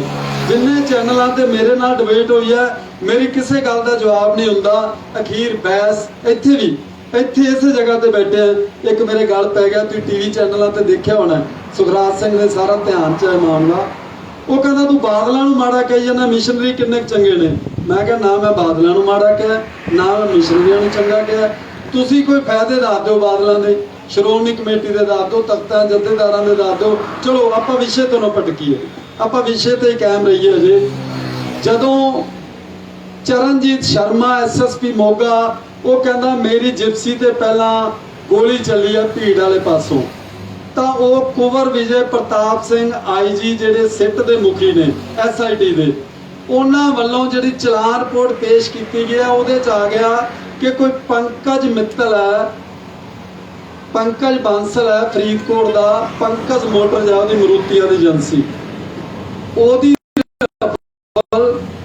ਉਹਦਾ ਗਨਮੈਨ, ਉਹਦਾ ਮੈਨੇਜਰ, ਉੱਥੇ ਵਕੀਲ ਆ ਸੁਹੇਲ ਸਿੰਘ ਬਰਾੜ, ਉਹਦੇ ਘਰੇ ਜਾ ਕੇ ਜਿਪਸੀ ਤੇ ਵਿਕਰਮ ਸਿੰਘ ਐਸਪੀ ਗੋਲੀਆਂ ਚਲਾਉਂਦਾ। ਇਹ ਸਾਰਾ ਕੁਝ ਚਲਾਨ ਰਿਪੋਰਟਾਂ 'ਚ ਆ ਚੁੱਕਾ ਹੈ ਅਦਾਲਤਾਂ ਦੇ ਵਿੱਚ। ਹਜੇ ਹੁਣ ਆਪਾਂ ਨੂੰ ਲੋੜ ਹੀ ਨਹੀਂ, ਆਪਾਂ ਨੂੰ ਸਬੂਤ ਪੇਸ਼ ਕਰਨ ਦੀ ਲੋੜ ਹੀ ਨਹੀਂ। ਸਾਰੇ ਸਬੂਤ ਅਦਾਲਤਾਂ 'ਚ ਪਏ ਨੇ, ਭਾਵੇਂ ਮੋਗੇ ਅਦਾਲਤ 'ਚ ਪਏ ਨੇ, ਭਾਵੇਂ ਫਰੀਦਕੋਟ ਅਦਾਲਤ 'ਚ ਪਏ ਨੇ ਤੇ ਭਾਵੇਂ ਹਾਈ ਕੋਰਟ 'ਚ ਪਏ ਨੇ। ਉਹ ਇਹ ਸੁਖਰਾਜ ਸਿੰਘ ਦੇ ਵਕੀਲ ਨੇ ਹਰਪਾਲ ਸਿੰਘ ਖਾਰਾ ਜੀ, ਉਹਨਾਂ ਕੋਲ ਸਾਰਾ ਕੁਝ ਹੀ ਹੈਗਾ, ਤੁਸੀਂ ਜੋ ਮਰਜ਼ੀ ਲੈ ਲਓ। ਅੱਜ ਜੇ ਭਗਵੰਤ ਸਿੰਘ ਮਾਨ ਦੀ ਸਰਕਾਰ ਕਹਿੰਦੀ ਹੈ ਕਿ ਅਜੇ ਇਨਵੈਸਟੀਗੇਸ਼ਨ ਜਾਰੀ ਹੈ, ਤਾਂ ਮੇਰੇ ਖਿਆਲ ਦੇ ਵਿੱਚ ਇਨਵੈਸਟੀਗੇਸ਼ਨ ਦੀ ਲੋੜ ਹੀ ਨਹੀਂ ਰਹਿ ਗਈ। ਸਾਰਾ ਕੁਝ ਸਾਹਮਣੇ ਆ ਗਿਆ ਨਤਾਰਾ। ਜਦੋਂ ਇੰਨਾ ਕੁਝ ਆ ਗਿਆ ਕਿ ਕਿਹਦੀ ਰਫਲ ਵਰਤੀ ਗਈ, ਕਿਹਦੀ ਕੋਠੀ ਵਰਤੀ ਗਈ, ਕਿਹਨੇ ਗੋਲੀਆਂ ਚਲਾਈਆਂ, ਉਹ ਮੰਨ ਵੀ ਗਏ। ਹੁਣ ਸੁਖਰਾਜ ਸਿੰਘ ਨੂੰ ਤੇ ਸਾਧੂ ਸਿੰਘ ਸਰਾਵਾਂ ਨੂੰ ਦੁੱਖ ਕਿਹੜੀ ਗੱਲ ਦਾ ਕਿ ਉਹ ਫੇਰ ਬਹਾਲ ਹੋ ਗਏ ਨੇ। ਉਹ ਪੁਲਿਸ ਵਾਲੇ ਜਿਨ੍ਹਾਂ ਤੇ ਸਿੱਧ ਹੋ ਗਏ ਦੋਸ਼, ਉਹਨਾਂ ਨੇ ਮੰਨ ਲਿਆ, ਕਬੂਲਨਾਮਾ ਦੇਤਾ ਅਦਾਲਤ ਦੇ ਵਿੱਚ, ਹਾਂ ਅਸੀਂ ਇਹ ਕਰਤੂਤ ਕੀਤੀ, ਅਸੀਂ ਹਰਕਤ ਕੀਤੀ। ਉਹਨਾਂ ਨੂੰ ਤਰੱਕੀਆਂ ਵੀ ਮਿਲ ਗਈਆਂ, ਉਹ ਬਹਾਲ ਵੀ ਹੋ ਗਏ। ਫਿਰ ਜਿਹੜੇ ਦੋਸ਼ੀ ਫੜੇ ਸੀ, ਜਿਨ੍ਹਾਂ ਨੂੰ ਆਪਾਂ ਜੇ ਮੁਲਜ਼ਮ ਕਹੀਏ, ਚਲੋ ਦੋਸ਼ੀ ਤਾਂ ਅਦਾਲਤ ਦੋਸ਼ ਸਿੱਧ ਕਰਦੀ ਹੈ, ਉਹਨਾਂ ਨੂੰ ਗਨਮੈਨ ਦਿੱਤੇ ਜਾ ਰਹੇ ਨੇ, ਜ਼ਮਾਨਤਾਂ ਦਿੱਤੀਆਂ ਨੇ, ਬੰਦੀ ਸਿੰਘਾਂ ਨੂੰ ਕਿਉਂ ਨਹੀਂ ਦਿੱਤੀਆਂ? 1 ਜੂਨ 2018 ਨੂੰ ਭਾਈ ਧਿਆਨ ਸਿੰਘ ਮਾਨ ਦੀ ਅਗਵਾਈ 'ਚ ਮੋਰਚਾ ਲੱਗਦਾ, 9 ਦਸੰਬਰ 2018 ਨੂੰ ਉਠਾ ਦਿੱਤਾ ਜਾਂਦਾ। ਸੁਖਜਿੰਦਰ ਸਿੰਘ ਰੰਧਾਵਾ ਜੀ ਆਉਂਦੇ ਨੇ, ਤਰਜਿੰਦਰ ਸਿੰਘ ਬਾਜਵਾ ਜੀ, 5 ਵਿਧਾਇਕ ਨੇ, ਗੁਰੂ ਗ੍ਰੰਥ ਸਾਹਿਬ ਦੀ ਹਜ਼ੂਰੀ 'ਚ 5000 ਸੰਗਤਾਂ ਦੇ ਇਕੱਠ 'ਚ ਕੁਝ ਵਾਅਦੇ ਕਰਕੇ ਜਾਂਦੇ ਨੇ, ਨਹੀਂ ਪੂਰੇ ਉਤਰਦੇ। 14 ਅਕਤੂਬਰ ਨੂੰ ਜਦੋਂ ਗੋਲੀकांड ਵਾਪਰਦਾ ਤਾਂ ਦੇਸ਼ ਵਿਦੇਸ਼ 'ਚ ਬੜਾ ਵਿਰੋਧ ਖੜਾ ਹੁੰਦਾ, ਤਾਂ ਉਦੋਂ ਬਾਦਲ ਸਰਕਾਰ ਵੱਲੋਂ ਉਸ ਵੇਲੇ IGC, ਅੱਜ ਕੱਲ DGP ਦੇ ਅਹੁਦੇ ਤੇ ਰਹੇ ਨੇ ਕਮਾਲਪ੍ਰੀਤ ਸਿੰਘ ਸੋਤਾ, ਉਹਨਾਂ ਦੀ ਅਗਵਾਈ ਦੇ ਵਿੱਚ ਇੱਕ SIT ਦਾ ਗਠਨ ਕੀਤਾ ਜਾਂਦਾ ਹੈ। 21 ਅਕਤੂਬਰ ਨੂੰ ਉਹ ਕਹਿੰਦੇ ਨੇ ਵੀ ਪੁਲਿਸ ਹੀ ਦੋਸ਼ੀ ਹੈ, ਪਰ ਅਣਪਛਾਤੀ ਪੁਲਿਸ ਖਿਲਾਫ ਮਾਮਲਾ ਦਰਜ ਹੋ ਜਾਂਦਾ। ਇਹ ਬਹੁਤ ਸਾਰਾ ਸੋਸ਼ਲ ਮੀਡੀਆ ਤੇ ਆਇਆ, ਪ੍ਰਿੰਟ ਮੀਡੀਆ ਤੇ, ਇਲੈਕਟ੍ਰੋਨਿਕ ਮੀਡੀਆ ਤੇ, ਵਿਧਾਨ ਸਭਾ ਤੇ ਲੋਕ ਸਭਾ ਤੱਕ ਗੂੰਜਿਆ ਕਿ ਪੁਲਿਸ ਕਦੀ ਅਣਪਛਾਤੀ ਨਹੀਂ ਹੁੰਦੀ। ਇਹ ਸਾਰਾ ਕੁਝ ਹੋਇਆ, ਪਰ ਉਹਨਾਂ ਲੋਕਾਂ ਤੇ ਕੋਈ ਅਸਰ ਨਹੀਂ। ਜਿਹੜੇ ਹਾਕਮ ਨੇ, ਹਾਕਮਾਂ ਨੂੰ ਇਸ ਚੀਜ਼ ਦੀ ਕੋਈ ਚਿੰਤਾ ਨਹੀਂ ਹੁੰਦੀ, ਕਿਉਂਕਿ ਉਹ ਸਾਨੂੰ ਲੋਕਾਂ ਨੂੰ, ਲੋਕਤੰਤਰ ਨੂੰ ਉਹ ਭੇਡਾਂ ਦਾ ਨਾਮ ਦਿੰਦੇ ਨੇ, ਇਹ ਤਾਂ ਭੇਡਾਂ ਹੀ ਨੇ, ਸਭ ਭੁਲਾ ਦਿੰਦੇ ਨੇ, ਫਿਰ ਉਹਦੇ ਨਾਲ ਜੋੜ ਲਈਦਾ। 20 ਅਕਤੂਬਰ ਨੂੰ ਜਸਵਿੰਦਰ ਸਿੰਘ ਤੇ ਰੁਪਿੰਦਰ ਸਿੰਘ, 2 ਨਿਰਦੋਸ਼ ਅੰਮ੍ਰਿਤਧਾਰੀ ਨੌਜਵਾਨ ਸਕੇ ਭਰਾ, ਇੱਥੋਂ ਹੋ ਗਏ ਸਮਾਂ। ਚਲੋ ਮੈਨੂੰ ਸਮਾਂ ਇੰਨਾ ਕਿ ਮਿਲਿਆ ਸੀ। ਰੁਪਿੰਦਰ ਸਿੰਘ ਤੇ ਜਸਵਿੰਦਰ ਸਿੰਘ ਨੂੰ 20 ਅਕਤੂਬਰ ਨੂੰ ਪੁਲਿਸ ਚੁੱਕ ਲੈਂਦੀ ਹੈ। ਉਹ IG ਕਮਾਲਪ੍ਰੀਤ ਸਿੰਘ ਸੋਤਾ ਤੇ ਸੁਖਬੀਰ ਸਿੰਘ ਬਾਦਲ ਬਤੌਰ ਉਪ ਮੁੱਖ ਮੰਤਰੀ ਪੰਜਾਬ, ਜਿਨ੍ਹਾਂ ਕੋਲ ਗ੍ਰਹਿ ਵਿਭਾਗ ਵੀ ਹੈ, ਉਹ TV ਚੈਨਲਾਂ ਤੇ ਲਾਈਵ ਪ੍ਰੈਸ ਕਾਨਫਰੰਸ ਕਰਦੇ ਨੇ ਕਿ ਅਸੀਂ ਦੋਸ਼ੀ ਫੜ ਲੈਣੇ, ਤੇ ਉਹਨਾਂ ਨੇ ਮੰਨ ਲਿਆ, ਕਬੂਲ ਲਿਆ ਕਿ ਅਸੀਂ ਕੀਤਾ। ਬਾਅਦ ਦੇ ਵਿੱਚ ਜਦੋਂ ਦਬਾਅ ਬਣਦਾ ਦੇਸ਼ ਵਿਦੇਸ਼ ਦੀ ਪੰਥ ਦਰਦੀਆਂ ਦਾ, ਪੰਥਕ ਜਥੇਬੰਦੀਆਂ ਦਾ, ਸਿੱਖ ਸੰਸਥਾਵਾਂ ਦਾ, ਉਹਨਾਂ ਨੂੰ ਛੱਡਣਾ ਪੈਂਦਾ। 3 ਨਵੰਬਰ ਨੂੰ ਉਹ ਜਿਹੜੀ ਪ੍ਰੈਸ ਕਾਨਫਰੰਸ ਕਰਦੇ ਨੇ, ਉਹ ਵੀ ਧਿਆਨ ਮੰਗਦੀ ਹੈ ਸਾਡਾ ਸਾਰਿਆਂ ਦਾ, ਕਿ ਉਹਨਾਂ ਟਾਰਚਰ, ਜਿਨ੍ਹਾਂ ਨੂੰ ਆਪਾਂ ਨਾ ਖਾੜਕੂਵਾਦ ਵੇਲੇ ਬੁੱਚੜ ਕੇਂਦਰਾਂ ਦਾ ਨਾਮ ਦਿੱਤਾ ਸੀ, ਕਿ ਉਹ ਬੁੱਚੜ ਕੇਂਦਰ ਸੀਗੇ, ਜਿਹੜੇ ਟਾਰਚਰ ਕੇਂਦਰ, ਤਸੀਹਾ ਕੇਂਦਰ, CI ਸਟਾਫ ਜਿਨ੍ਹਾਂ ਨੂੰ ਬੋਲਦੀ ਹੈ ਪੁਲਿਸ, ਉੱਥੇ ਇਹਨਾਂ ਨੂੰ ਲਾਲਚ ਦਿੱਤੇ ਗਿਆ, ਤੁਸੀਂ ਬੇਅਦਬੀ ਕਾਂਡ ਵਾਲਾ ਦੋਸ਼ ਆਪਣੇ ਸਿਰ ਲੈ ਲਓ, ਪੈਸਾ ਜਿੰਨਾ ਮਰਜ਼ੀ ਲੈ ਲਓ, ਜਿੱਥੇ ਤੁਸੀਂ ਵਿਆਹ ਕਰਾਉਣਾ ਚਾਹੋਗੇ ਬਹੁਤ ਵਧੀਆ ਘਰਾਂ 'ਚ ਤੁਹਾਡੇ ਵਿਆਹ ਕਰ ਦਾਂਗੇ। ਸਾਨੂੰ ਤੰਬਾਕੂ ਖਾਣ ਲਈ ਮਜਬੂਰ ਕੀਤਾ ਗਿਆ। ਇਹ ਚੀਜ਼ਾਂ ਦੇਖੋ, ਮੈਂ ਹਾਜ਼ਰ ਸੀ ਉਹ ਪ੍ਰੈਸ ਕਾਨਫਰੰਸ 'ਚ, ਜਿਹੜੀਆਂ ਤੁਹਾਡੇ ਨਾਲ ਸ਼ਾਮਲ ਕਰ ਰਿਹਾ, ਤੇ ਰੋਜ਼ਾਨਾ ਸਪੋਕਸਮੈਨ 'ਚ ਮੈਂ ਲਿਖੀਆਂ ਨੇ। ਜੇ ਤੁਸੀਂ 4 ਨਵੰਬਰ ਦੀ ਅਖਬਾਰ ਪੜ੍ਹ ਲਓ ਤਾਂ ਉਹਦੇ 'ਚ ਸਾਰਾ ਕੁਝ ਲਿਖਿਆ ਮਿਲੂਗਾ ਤੁਹਾਨੂੰ। ਉਸ ਵੇਲੇ ਕੀ ਸੀ ਕਿ ਨਾ ਸਿਰੋਂ ਮੋਨੇ ਮੁੰਡਿਆਂ ਨੂੰ ਤਫਤੀਸ਼ ਸ਼ਾਮਲ ਕਰਨਾ, ਨਾ ਡੇਰਾ ਪ੍ਰੇਮੀਆਂ ਨੂੰ ਤਫਤੀਸ਼ ਸ਼ਾਮਲ ਕਰਨਾ। ਡੇਰਾ ਪ੍ਰੇਮੀ ਕਹਿੰਦੇ ਨੇ ਕਿ ਫਲਾਣੇ ਨੌਜਵਾਨ ਨੇ, ਨੌਜਵਾਨ ਸ਼ਬਦ ਤਾਂ ਵਰਤਦੇ ਨਹੀਂ, ਉਹ ਸਿਖੜਾ ਸ਼ਬਦ ਵਰਤਦੇ ਸੀ। ਫਲਾਣੇ ਸਿਖੜੇ ਨੇ ਸਾਡੇ ਬਾਬਾ ਜੀ, ਉਹ ਬਾਬਾ ਜੀ ਸ਼ਬਦ ਨਹੀਂ ਵਰਤਦੇ, ਉਹ ਪਿਤਾ ਜੀ ਸ਼ਬਦ ਵਰਤਦੇ ਨੇ। ਸਾਡੇ ਪਿਤਾ ਜੀ ਦੇ ਪੋਸਟਰ ਨਾਲ ਛੇੜਛਾੜ ਕੀਤੀ ਹੈ, ਧਾਰਾ 295A, ਜਿਹਦੀ ਸੌਖੀ ਜ਼ਮਾਨਤ ਵੀ ਨਹੀਂ ਹੁੰਦੀ ਸੀ। ਬਹੁਤ ਸਾਰੇ ਮਾਸੂਮ ਬੱਚਿਆਂ ਦੇ ਪਿਤਾ ਜੇਲ੍ਹਾਂ 'ਚ, ਬਹੁਤ ਸਾਰੇ ਬਜ਼ੁਰਗ ਮਾਪਿਆਂ ਦੇ ਇਕਲੌਤੇ ਪੁੱਤਰ ਜੇਲ੍ਹਾਂ 'ਚ, ਬਹੁਤ ਸਾਰੇ ਭੈਣਾਂ ਦੇ ਇਕਲੌਤੇ ਭਰਾ ਜੇਲ੍ਹਾਂ 'ਚ, ਬਹੁਤ ਸਾਰੇ ਆਪਣੇ ਘਰ ਦਾ ਗੁਜ਼ਾਰਾ ਚਲਾਉਣ ਵਾਲੇ ਉਹ ਸਿੱਖ ਨੌਜਵਾਨ ਜੇਲ੍ਹਾਂ 'ਚ। ਮੈਂ ਬਤੌਰ ਪੱਤਰਕਾਰ ਸਵਾਲ ਕੀਤਾ ਸੀ ਸੁਖਜਿੰਦਰ ਸਿੰਘ ਰੰਧਾਵਾ ਨੂੰ, ਜਿਹੜੇ ਉਪ ਮੁੱਖ ਮੰਤਰੀ ਪੰਜਾਬ ਸਨ, ਤੇ ਤਰਜਿੰਦਰ ਸਿੰਘ ਬਾਜਵਾ ਨੂੰ, ਜਿਹੜੇ ਕੈਬਨਿਟ ਮੰਤਰੀ ਸਨ, ਕਿ ਉਹਨਾਂ ਸਿੱਖ ਨੌਜਵਾਨਾਂ ਦਾ ਕੀ ਕਸੂਰ ਹੈ। ਜਾਂ ਕਈ ਬਜ਼ੁਰਗ ਵੀ ਸੀ ਸਾਡੇ, ਬੀਬੀਆਂ ਦਾੜੀਆਂ ਵਾਲੇ ਵੀ, ਉਹਨਾਂ ਨੂੰ ਵੀ ਜੇਲ੍ਹ ਸੁੱਟ ਦਿੱਤਾ ਗਿਆ ਧਾਰਾ 295 ਲਾ ਕੇ। ਤਾਂ ਉਹਨਾਂ ਨੇ ਇਹ ਗੱਲ ਕਹੀ ਸੀ ਕਿ ਉਹ ਪਰਚੇ ਰੱਦ ਹੋਣਗੇ, ਜਿਨ੍ਹਾਂ ਨੇ ਪਰਚੇ ਕਰਾਏ ਉਹਨਾਂ ਖਿਲਾਫ ਕਾਰਵਾਈ ਹੋਊਗੀ, ਜਿਨ੍ਹਾਂ ਨੇ ਕੀਤੇ ਉਹਨਾਂ ਪੁਲਿਸੀਆਂ ਖਿਲਾਫ ਵੀ ਕਾਰਵਾਈ ਹੋਊਗੀ, ਪਰ ਕੁਝ ਨਹੀਂ ਹੋਇਆ। ਕੈਪਟਨ ਸਰਕਾਰ ਤੋਂ ਬਾਅਦ ਚੰਨੀ ਸਰਕਾਰ ਆ ਗਈ, ਚੰਨੀ ਸਰਕਾਰ ਤੋਂ ਬਾਅਦ ਹੁਣ ਭਗਵੰਤ ਸਿੰਘ ਮਾਨ ਦੀ ਅਗਵਾਈ ਵਾਲੀ ਸਰਕਾਰ ਹੈ। ਮੈਂ ਇਹ ਕਹਿੰਦਾ, ਜੋ ਐਡਵੋਕੇਟ ਜਸਵਿੰਦਰ ਸਿੰਘ ਵੀਰ ਜੀ ਨੇ ਕਿਹਾ, ਜੋ ਗਿਆਨੀ ਕੇਵਲ ਸਿੰਘ ਜੀ ਨੇ ਕਿਹਾ, ਜੋ ਸੁਖਵਿੰਦਰ ਸਿੰਘ ਦਦੇਰ ਸਾਹਿਬ ਜੀ ਨੇ ਕਿਹਾ, ਜੋ ਸੁਰਜੀਤ ਸਿੰਘ ਮਿਸ਼ਨਰੀ, ਬਹੁਤ ਸਾਰੇ ਜਿੰਨੇ ਵੀ ਵੀਰ ਬੋਲੇ ਨੇ, ਇੱਕ ਦਾ ਨਾਮ ਲੈਣਾ ਬੜਾ ਮੁਸ਼ਕਲ ਜਾਪਦਾ। ਸੋ ਅੱਜ ਸਾਨੂੰ ਇਨਸਾਫ ਲੈਣ ਲਈ ਧਰਨੇ ਲਾਉਣੇ ਪੈ ਰਹੇ ਨੇ। 16 ਦਸੰਬਰ 2021 ਤੋਂ ਜਦੋਂ ਇਹ ਧਰਨਾ ਸ਼ੁਰੂ ਹੋਇਆ, ਉਦੋਂ ਮੈਂ ਦੇਖਿਆ ਇਹਨਾਂ ਨੂੰ, ਸੁਖਰਾਜ ਸਿੰਘ ਨੂੰ ਤੇ ਸਾਧੂ ਸਿੰਘ ਸਰਾਵਾਂ ਨੂੰ, ਜਦੋਂ ਆਪਾਂ ਰਜਾਈ ਦੇ ਵਿੱਚ ਪੈ ਵੀ ਕੰਬੀ ਜਾਂਦੇ ਸੀ ਨਾ, ਉਦੋਂ ਇਸ ਜਗ੍ਹਾ ਤੇ ਇਹਨਾਂ ਨੂੰ ਰਾਤਾਂ ਬਤੀਤ ਕਰਨੀਆਂ ਪਈਆਂ। ਆ ਮਈ ਤੇ ਜੂਨ ਵਾਲੇ ਦਿਹਾੜੇ ਜਦੋਂ ਲੋ ਪੈਂਦੀ ਹੈ, ਪਿੰਡਾਂ ਲਾਉਂਦੀ, ਉਦੋਂ ਇੱਕ ਦਿਨ ਵੀ ਘਰੇ ਨਹੀਂ ਗਏ। ਉਦੋਂ ਦੇ ਇੱਥੇ ਬੈਠੇ ਨੇ। ਇਸ ਲਈ ਅੱਜ ਜੇਕਰ ਸਾਡੇ ਤਖਤਾਂ ਦੇ ਜਥੇਦਾਰ ਸੁਹਿਰਦ ਨੇ, ਸ਼੍ਰੋਮਣੀ ਕਮੇਟੀ ਸੁਹਿਰਦ ਹੈ, ਤਾਂ ਉਹ ਕਵੇ ਬਾਈਬਲ ਮੋਰਚਾ ਤੁਹਾਡਾ ਨਹੀਂ, ਸਾਡਾ, ਅਸੀਂ ਲੜਾਂਗੇ। ਬਰਗਾੜੀ ਮੋਰਚਾ ਤੁਹਾਡਾ ਨਹੀਂ, ਜੀਰੇ ਵਾਲਾ ਮੋਰਚਾ ਤੁਹਾਡਾ ਨਹੀਂ। ਜੋ ਮਨੁੱਖਤਾ ਦੀ ਭਲਾਈ ਵਾਲੇ ਸੇਵਾ ਕਾਰਜਾਂ ਲਈ ਲੱਗੇ ਮੋਰਚੇ ਨੇ ਜਾਂ ਪੰਥ ਲਈ ਲੱਗੇ ਮੋਰਚੇ ਨੇ, ਇਹਨਾਂ ਦੀ ਜਿਨ੍ਹਾਂ ਨੇ ਅਗਵਾਈ ਕਰਨੀ ਸੀ ਉਹ ਲੱਤਾਂ ਖਿੱਚ ਰਹੇ ਨੇ, ਉਹ ਅੜਿੱਕੇ ਪਾ ਰਹੇ ਨੇ।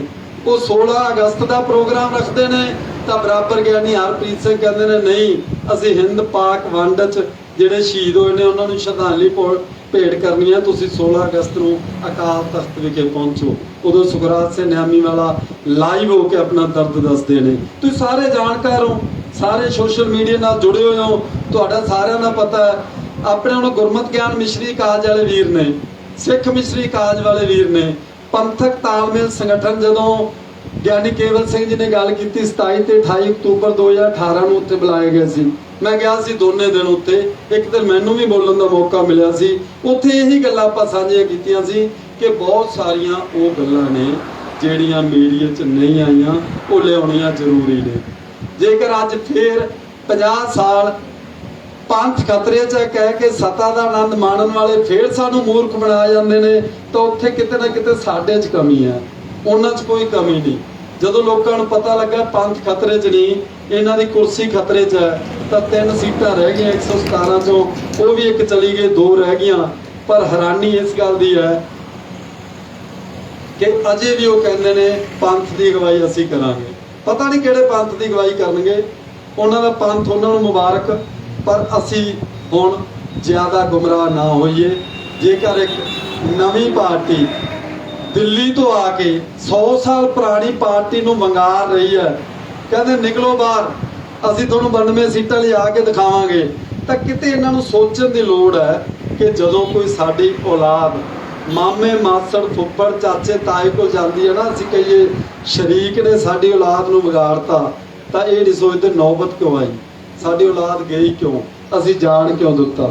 ਇਹ ਚੀਜ਼ਾਂ ਵਿਚਾਰਨ ਦੀ ਲੋੜ ਆ। ਸੋ ਮੈਂ ਬਹੁਤਾ ਲਮੇਰਾ ਨਾ ਜਾਵਾਂ। ਮੈਂ ਕਹਿੰਦਾ ਵੀ ਸੁਖਰਾਜ ਸਿੰਘ ਨਿਆਮੀ ਵਾਲਾ ਜੋ ਸੰਘਰਸ਼ ਕਰ ਰਹੇ ਨੇ, ਉਹ ਕਹਿੰਦੇ ਸਾਨੂੰ ਨਾ ਪੈਸਿਆਂ ਦੀ ਲੋੜ ਹੈ, ਨਾ ਨੌਕਰੀ ਦੀ ਲੋੜ ਹੈ, ਇਹ ਗੁਰੂ ਦੀ ਗੱਲ ਹੈ। ਪੰਥ ਦੀ, ਗੁਰੂ ਗ੍ਰੰਥ ਸਾਹਿਬ ਦੀ ਬੇਅਦਬੀ ਹੋਈ ਹੈ, ਪੋਸਟਰ ਲੱਗੇ ਨੇ, ਪਾਵਨ ਸਰੂਪ ਚੋਰੀ ਹੋਇਆ, 2 ਸਿੱਖ ਨੌਜਵਾਨ ਸ਼ਹੀਦ ਹੋਏ, ਅਨੇਕਾਂ ਜ਼ਖਮੀ ਹੋਏ, ਝੂਠੇ ਮਾਮਲੇ ਦਰਜ ਕੀਤੇ ਗਏ। ਜੋ ਗਿਆਨੀ ਕੇਵਲ ਸਿੰਘ ਜੀ ਨੇ ਕਿਹਾ ਨਾ ਬਈ ਸਾਡੇ 17 ਜਿਹੜੇ ਤੇ 17 ਦੇ 17 ਮੇਰੇ ਕੋਲ FIR ਪਈਆਂ ਨੇ, ਉਹੀ ਇਹਨਾਂ ਲਈ ਪੁੱਠੀਆਂ ਪੈ ਰਹੀਆਂ ਨੇ। ਜਿਹੜੀਆਂ 14 ਅਕਤੂਬਰ 2015 ਨੂੰ ਥਾਣਾ ਸਿਟੀ ਕੋਟਪੁਰਾ ਵਿਖੇ ਤੇ ਬਾਜੇਖਾਨੇ ਵਿਖੇ ਮਾਮਲੇ ਦਰਜ ਹੋਏ ਨੇ, ਉਹੀ ਇਹਨਾਂ ਨੂੰ ਪੁੱਠੇ ਪੈ ਰਹੇ ਨੇ।